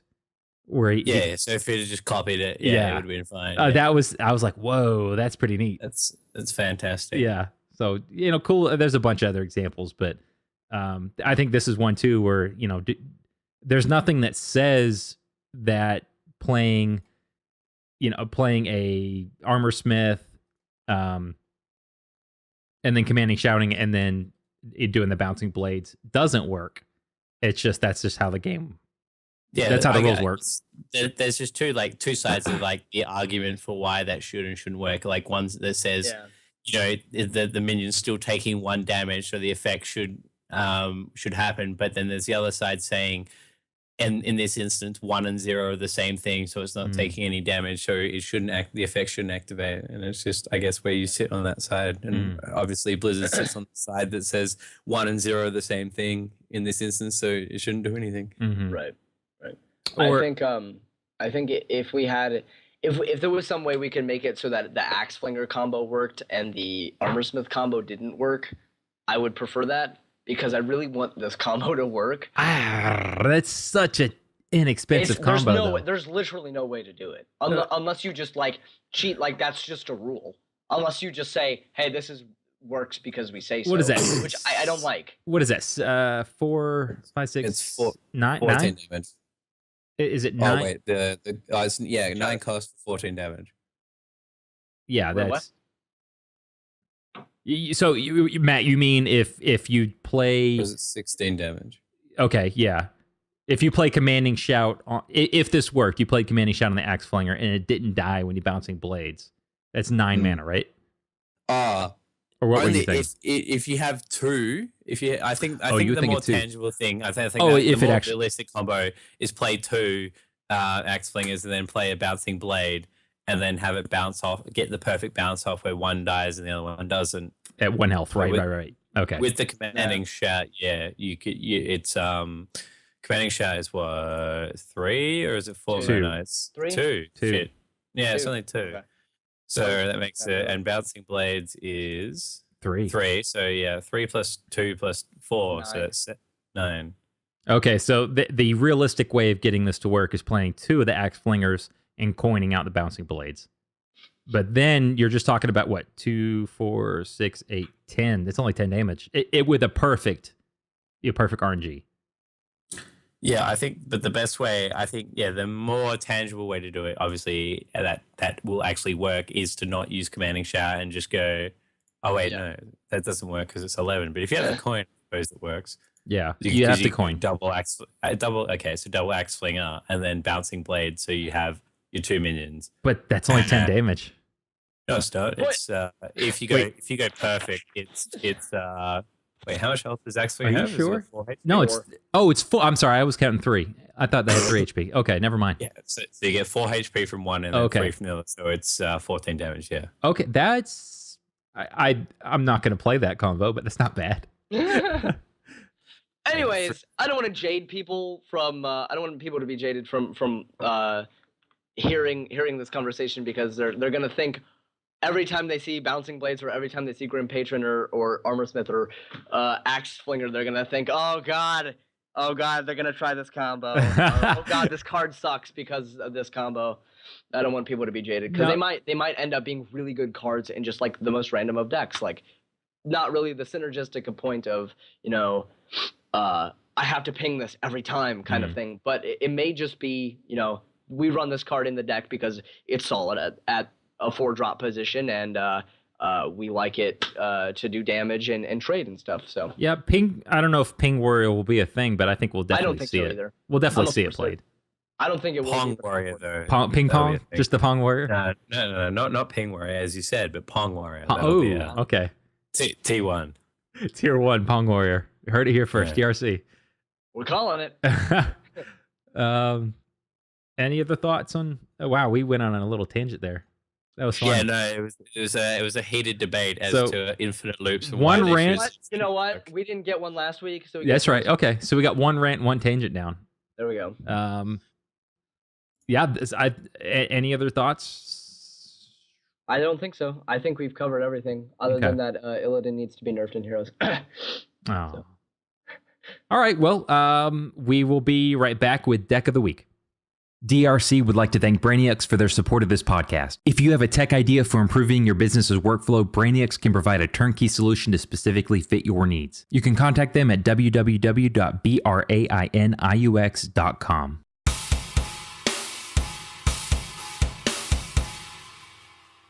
Welcome back. This is Deck of the Week. I am Tac2, joined again by Just Soup and Mushu, and we are talking about mid-range Paladin.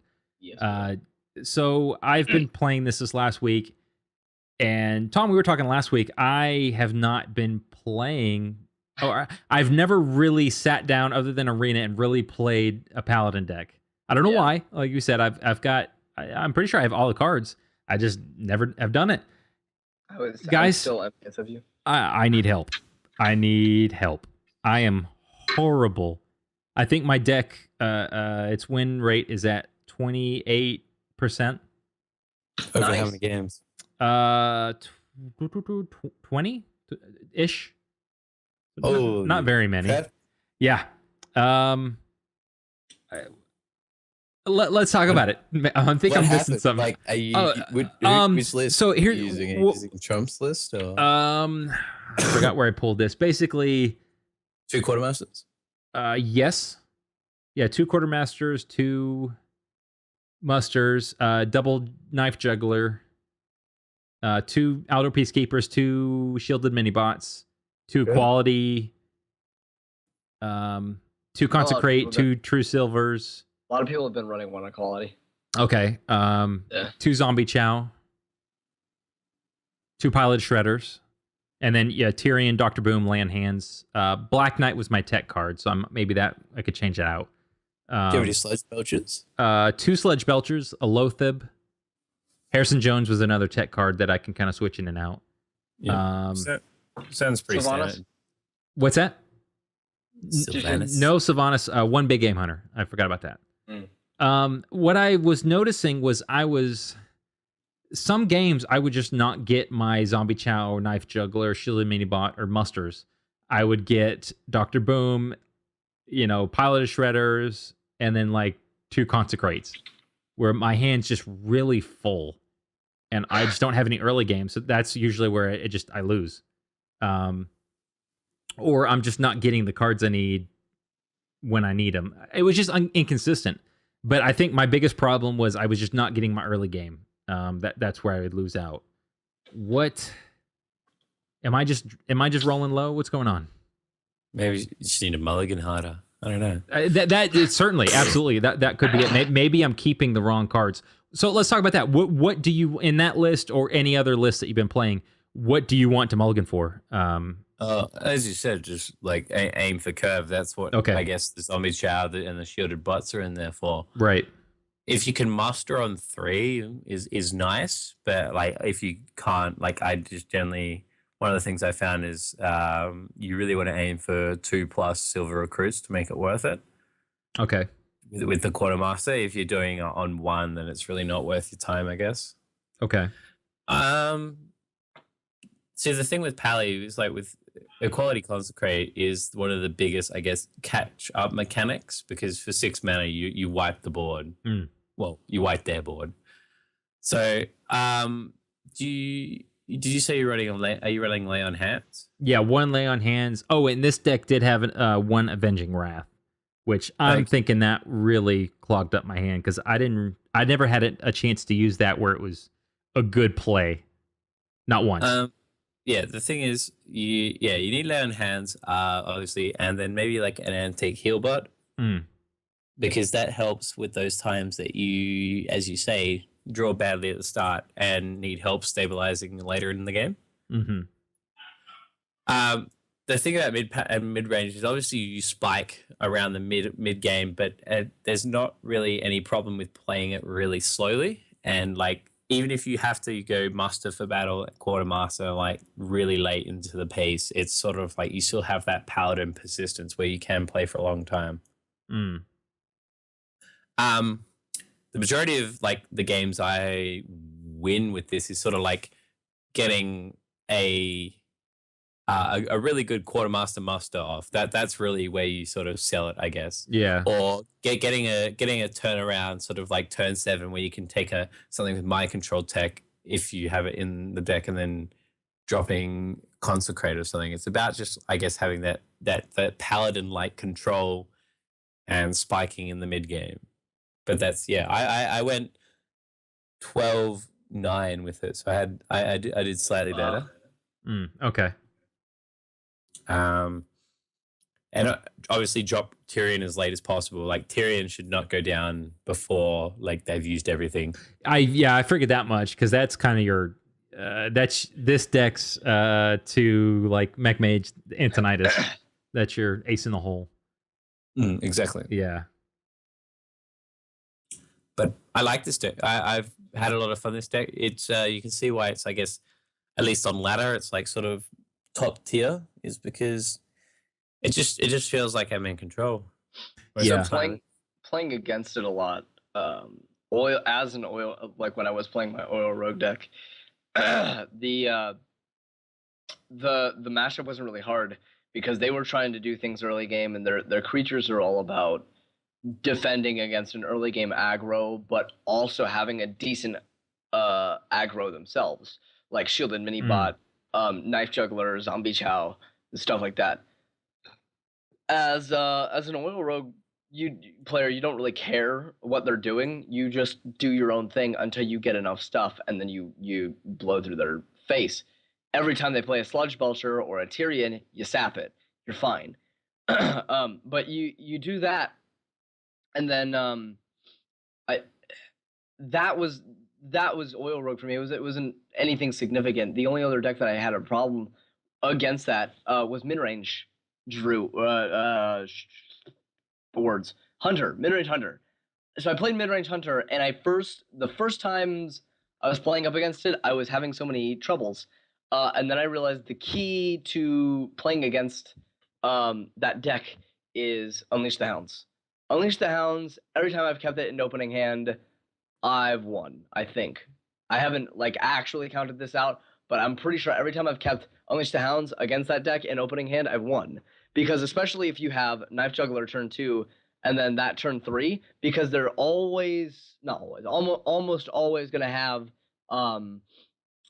their muster for battle on turn 3. Like earlier playing this, you play your Knife Juggler, and then turn 3 you play their turn 3 they play muster, and turn 3 you play Unleash the Hounds.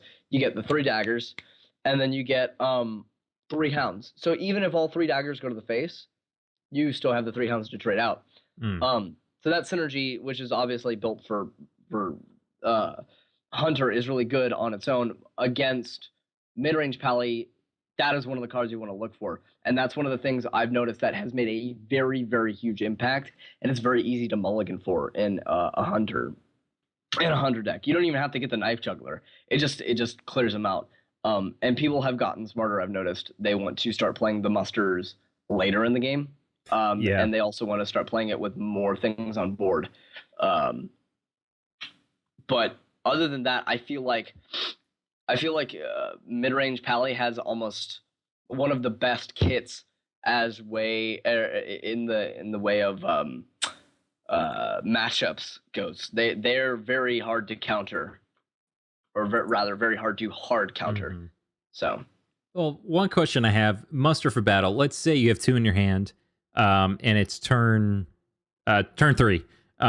Play 1 on turn 3. Pass. Do you wait? Let's just say they clear the board, and do you wait to play the other muster if you don't have any other plays until you can play that and a quartermaster, like so turn 8 or beyond? Does that make sense? I have learned that yes. So you you either play turn 3 or turn 8 on. You don't play it anywhere in between unless you don't have any other options. Particularly if you're playing against like another slow deck or something, if you have to realize that you're going to need those 3/3s at some point. And like Right. I had a few games where I would get the masters early, but never see a quartermaster until late, and those are the games I lost. Was because I would be in a situation where I thought playing master was a good idea, and playing one I think is fine, but you definitely need to have that spike at some point in the game. Because you have the possibility to just reset the board as a pally, that can be at any point in the game. And because of the 3/3s are particularly hard to clear if you're playing against classes that aren't warlocks or rogues, then dropping a master for battle and a quartermaster at any point in the game, like for example, turn 8, doing it one turn is like really nice, that sort of thing. But yeah, the reason you have 2 of each is they need to be played together. Otherwise, it's sort of like you're just relying on, I guess, like a really good Tyrion or something, or just wearing him down hell late, or just like tapping your hero spell and hoping they stay alive, sort of thing. Okay. I get the feeling I should be adding. I need at least one more heal in this deck. I think in the version I'm playing, I'd probably pull out an Avenging Wrath and put that in. I feel like this version that I pulled was just, I guess the person who built it just really thought, okay, I'm always going to have a board. So Avenging Wrath turn 6 or beyond is good because I've already got board presence. So, the Avenging Wrath is a great card when you have board, but it's not the best comeback card. One of the versions I played before I played like the Trump sort of standard version, it was trending on Hearthpawn, which was it's called a guy called PvP, and his was completely different. There are no quartermasters in this version. It's sort of, I guess, so things that are different. You're running 1 Argent Protector, 1 Coghammer, a Cult Master, and like a Ragnaros. Wow. So it's definitely sort of like your early mid game is sort of trying to fuel towards your late game. Okay. So you're using masters for trading and sort of like to fuel the Cult Master a bit. And I guess buffing shit with Coghammer is always nice. Coghammer is like really nice.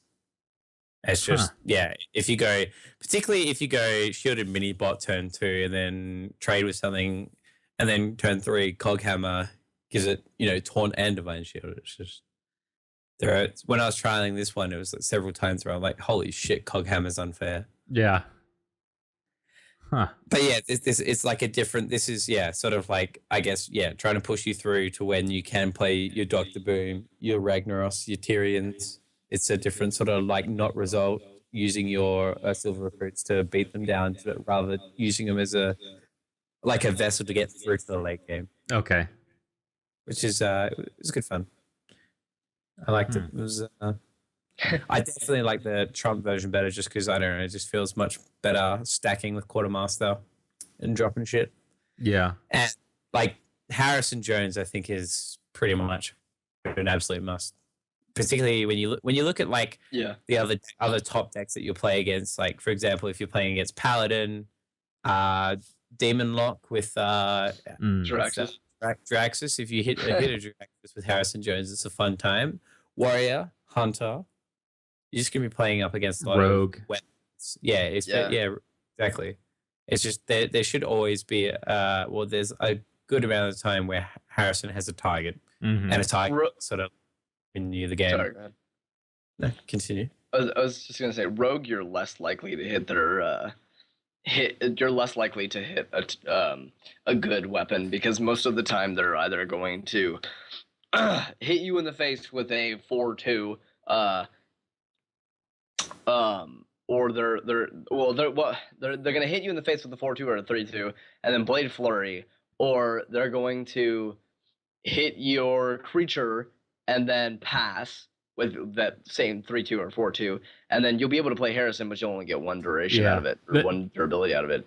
Not to say that it's bad, just to say that it's still a relevant card in that matchup, I think, but it's very, very hard to play around. Like if you're trying to wait for the optimal play and get 2 cards out of your Harrison playing against a rogue, just don't do it. Yeah, the only way you do that is if they get really greedy and it's kind of okay, I'm going to do this to,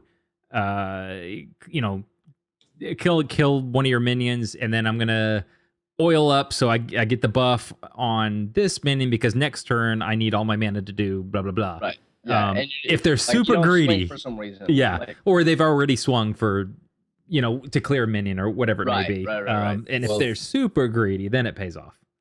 The thing with like playing against Oil Rogue is the turn they usually intend to kill you, they'll leave a weapon with 2 charges the turn before because it makes like the curve easier for the Tinker Oil into the Blade Flurry. So that's your time to strike with Harrison if you're playing against Oil Rogue. If you ever get like sort of turn 7-8 when they've left it up, that's when you Harrison because they're waiting to kill you. And if you sort of Harrison that, then all of the time they're not going to have a response, and it's going to sort of like stall them for a couple of turns. Yeah, that 1/2 dagger it can be dangerous late game.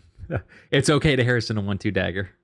Yeah, and late. that's really what you're looking for against Oil Rogue. That's when you sort of want to like go all in. Is Harrison? They're like, oh shit, I have to wait another turn. Yeah, and then you just dump on them, and you should win the game. So watch for the 2 durability, and that's really what you want. Well, so what else? What else about this lovely deck? Piloted Shredder is, I guess, one of the most ridiculous cards. Yeah, At the moment. Yeah. Value Town is just, I don't know. I feel like it's in everything sort of. It's in any deck that's, I guess, it's definitely a staple in anything that wants to call itself mid range. Yeah. Well, even in Control, I would chuck a couple in here. Probably one of the best, probably the best 4-drop. Well, I suggest go look up. There's a game where Kalento was down. I forgot what deck he was playing against. He was playing against some aggro deck. Maybe it was Space Hunter or something. And he runs his piloted shredder into something. It dies, and you can see this look on his face, like he's trying to figure out how he can stay alive. And it was kind of cool because he was doing the same Kalento scowl, and then out pops the Vitality Totem, and then he goes like, so audio you're not gonna be able to see it, but he just kind of slowly smiles, squints his eyes, and just starts shaking his head up and down. He's like, yeah, I got this. I got this. And he won. That he got enough heal from the Vitality Tone. It was, I think that's just one of those things that it's already a pretty good body and it's very sticky, but you can get anything from it. Unless you're Forzen, then you get the 1/1 Captain's Parrot when you need something else. Bling, bling, bling. Yeah, exactly. Yep. Or you can just pray for the good old Doomsayer when you're behind. Yeah. I think my favorite thing is when you have something on the board, you suicide it into their big, Pirated Shredder, and then out comes a Doomsayer, and the board just goes. Yeah, it's a free board wipe. That's the best. It doesn't get much better than that. Yeah, I think that's pretty much like rolling as high as you possibly can roll. Yep. Yeah. But yeah, mid-range Pally, get on it, particularly if you have the money. Yeah. Well, it's not even that expensive. It's not that bad. There's a couple expensive ones in it, but it's more expensive than most, I would say. I think the PvP's version is cheaper. No, there's more legendaries in this actually. But I don't know, as long as you have sort of, you could probably get away with it if you have Tyrion and Dr. Boom. Everyone has lower Theb. yeah. You should be. Yeah, this version's definitely like cheaper because you can swap out Rag, Sylvanas. This one doesn't. Yeah, I don't think you need Rag or Sylvanas. They're both very, very good, but they're not necessary. Yeah, and that's, I suppose, if you swap out Rag, that's when you can sort of look at running, I guess, an Avenging Wrath and other things like that, or just sort of swap in whatever is, I guess, late game, high end sort of thing. Because the rest is stuff. And this one doesn't have the Quartermasters, which are fantastically epic and not the cheapest thing in the world. Yeah. You got to remember. So not everyone has bottomless dollars. Is there any way that there's room for secrets in this deck? Thinking about it, just theorycrafting. I know obviously Paladin secrets are horrible for the most part, but is there any room for, even like a Noble Sacrifice or maybe a Repentance as maybe a tech card, less of a I think they're all kind of as gimmicky as each other, sort of thing. Like I don't, I would see Tyrion using redemption with Tyrion would be pretty funny. Yeah. Okay. You Yeah. trade it off, get the weapon, new Tyrion then comes back with divine shield and 1 HP. Hmm. That'd be pretty cool. I think that's kind of a win more button at that point. Yeah. Yeah. Or like, or what if they like, I guess, silence it and bring it back or something? And yeah, I think if I had to pick one, I would probably pick redemption just for the lulz. Okay. Like repentance is sort of one of those ones where you wouldn't play it as soon as you got it. I think redemption is good the entire game. Okay.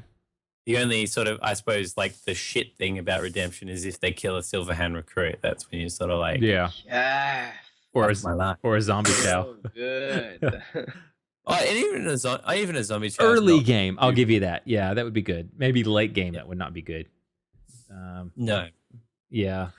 I think Noble Sacrifice is okay, but it's once again it's like sort of a different paladin deck. I think Redemption's the only really one that sort of fits into the I guess looser scheme of things is the fact that you can bring back some of your bigger threats with 1 HP. I feel like the Paladin secrets are they're made more for Arena. Like Noble Sacrifice, in my opinion, is pretty strong in Arena. That just because it's so based on especially low cost minions, you keeping one alive and trading for one of theirs is not bad at all. I think one of my favorite things in Arena was having Sword of Justice and having Noble Sacrifice survive. Ooh. Because it was summoned, then got buffed to a 3/2, and it's just lived. And it's like, wow, does this ever happen? That's and funny. You hear him like talk, and it's like, holy shit, there's a voice animation. Yeah. And it's good fun. Well, it's kind of like him and Doomsayer when he gets silenced and it's a turn. It's like, is it over? Did I miss it? No, did I miss it? I think when he doesn't blow up because you silence him. Have you never heard this? Nobody's ever heard this? No, I haven't heard that. Oh, maybe it's when you attack with him. Like if you buff him. It's pretty funny. Yeah, I don't think I've ever seen a Doomsayer attack. Okay. Yeah. That was really sad because I missed all of that. And I wanted to hear the funny, and I lagged out. Tom. I'm sorry. Something Doomsayer attacking. Something Doomsayer saying, did I miss it? When you silence him and he lives the next turn? It was funnier. I like it. It was. I missed it. I'm sure the listeners are like, Tac 2, you freaking moron. That's not funny. No, I think it's funny. Well, that's all. Oh, I found it clever. Oh, quite witty. Walks away. Thank you, sir. Now I'm just looking at this. So the deck I ran, guy actually had Bolvar 4-Dragon in the deck. I ran that for about 5 games, and I got a good use out of it. By turn 5, it was a 6/7. So can't big game hunter. It's great. It's a strong card, but it's just not. It's not there. Man. I think I was having an early game problem, so it was kind of like, do I really like? There's no reason to not play a 6/7 on turn 5, but this isn't. I don't want to just play one minion. This is probably not the right turn to be playing this minion. Right. I think it's best to be played in that control deck because that's where your minions are going to be. That's where your minions are going to be dying a lot more. You're going to be trading them in more, but the control deck itself is just worse, like significantly than mid-range. So I gave it a try just because we've talked about it. I don't think it's that great of a card. I don't think it's bad, but it's just not.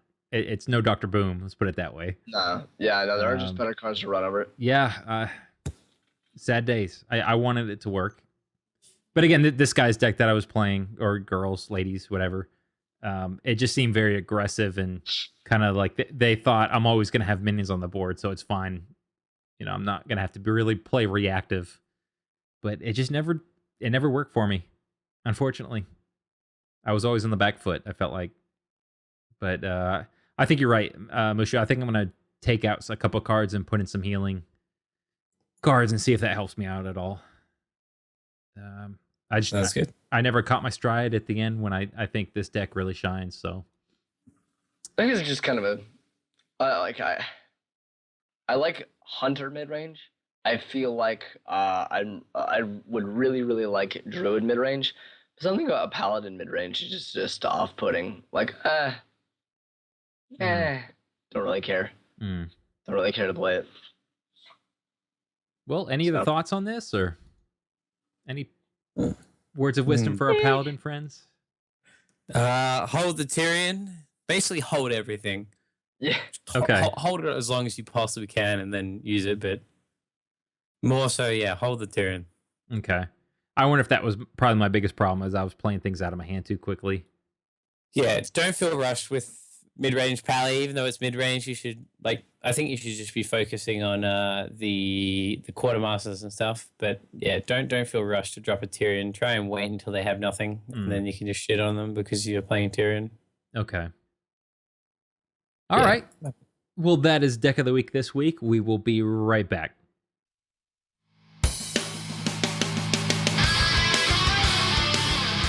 And that's our show for this week. Don't forget to come back next week. We'll be having Fabio show up. We've got some big news. He'll be here for that announcement. You can find us again on Twitter and YouTube at Death Rattle Crew. You find all these VODs. We are on Stitcher and hopefully iTunes soon. Still having some hiccups there, but that's coming. Apple Front. Oh, other than that, gentlemen, Mushu, thank you very much for being here. Good to be back. Yes, Just Soup, Yeah. thank you, sir. And I am Tech2, and we'll see you next time.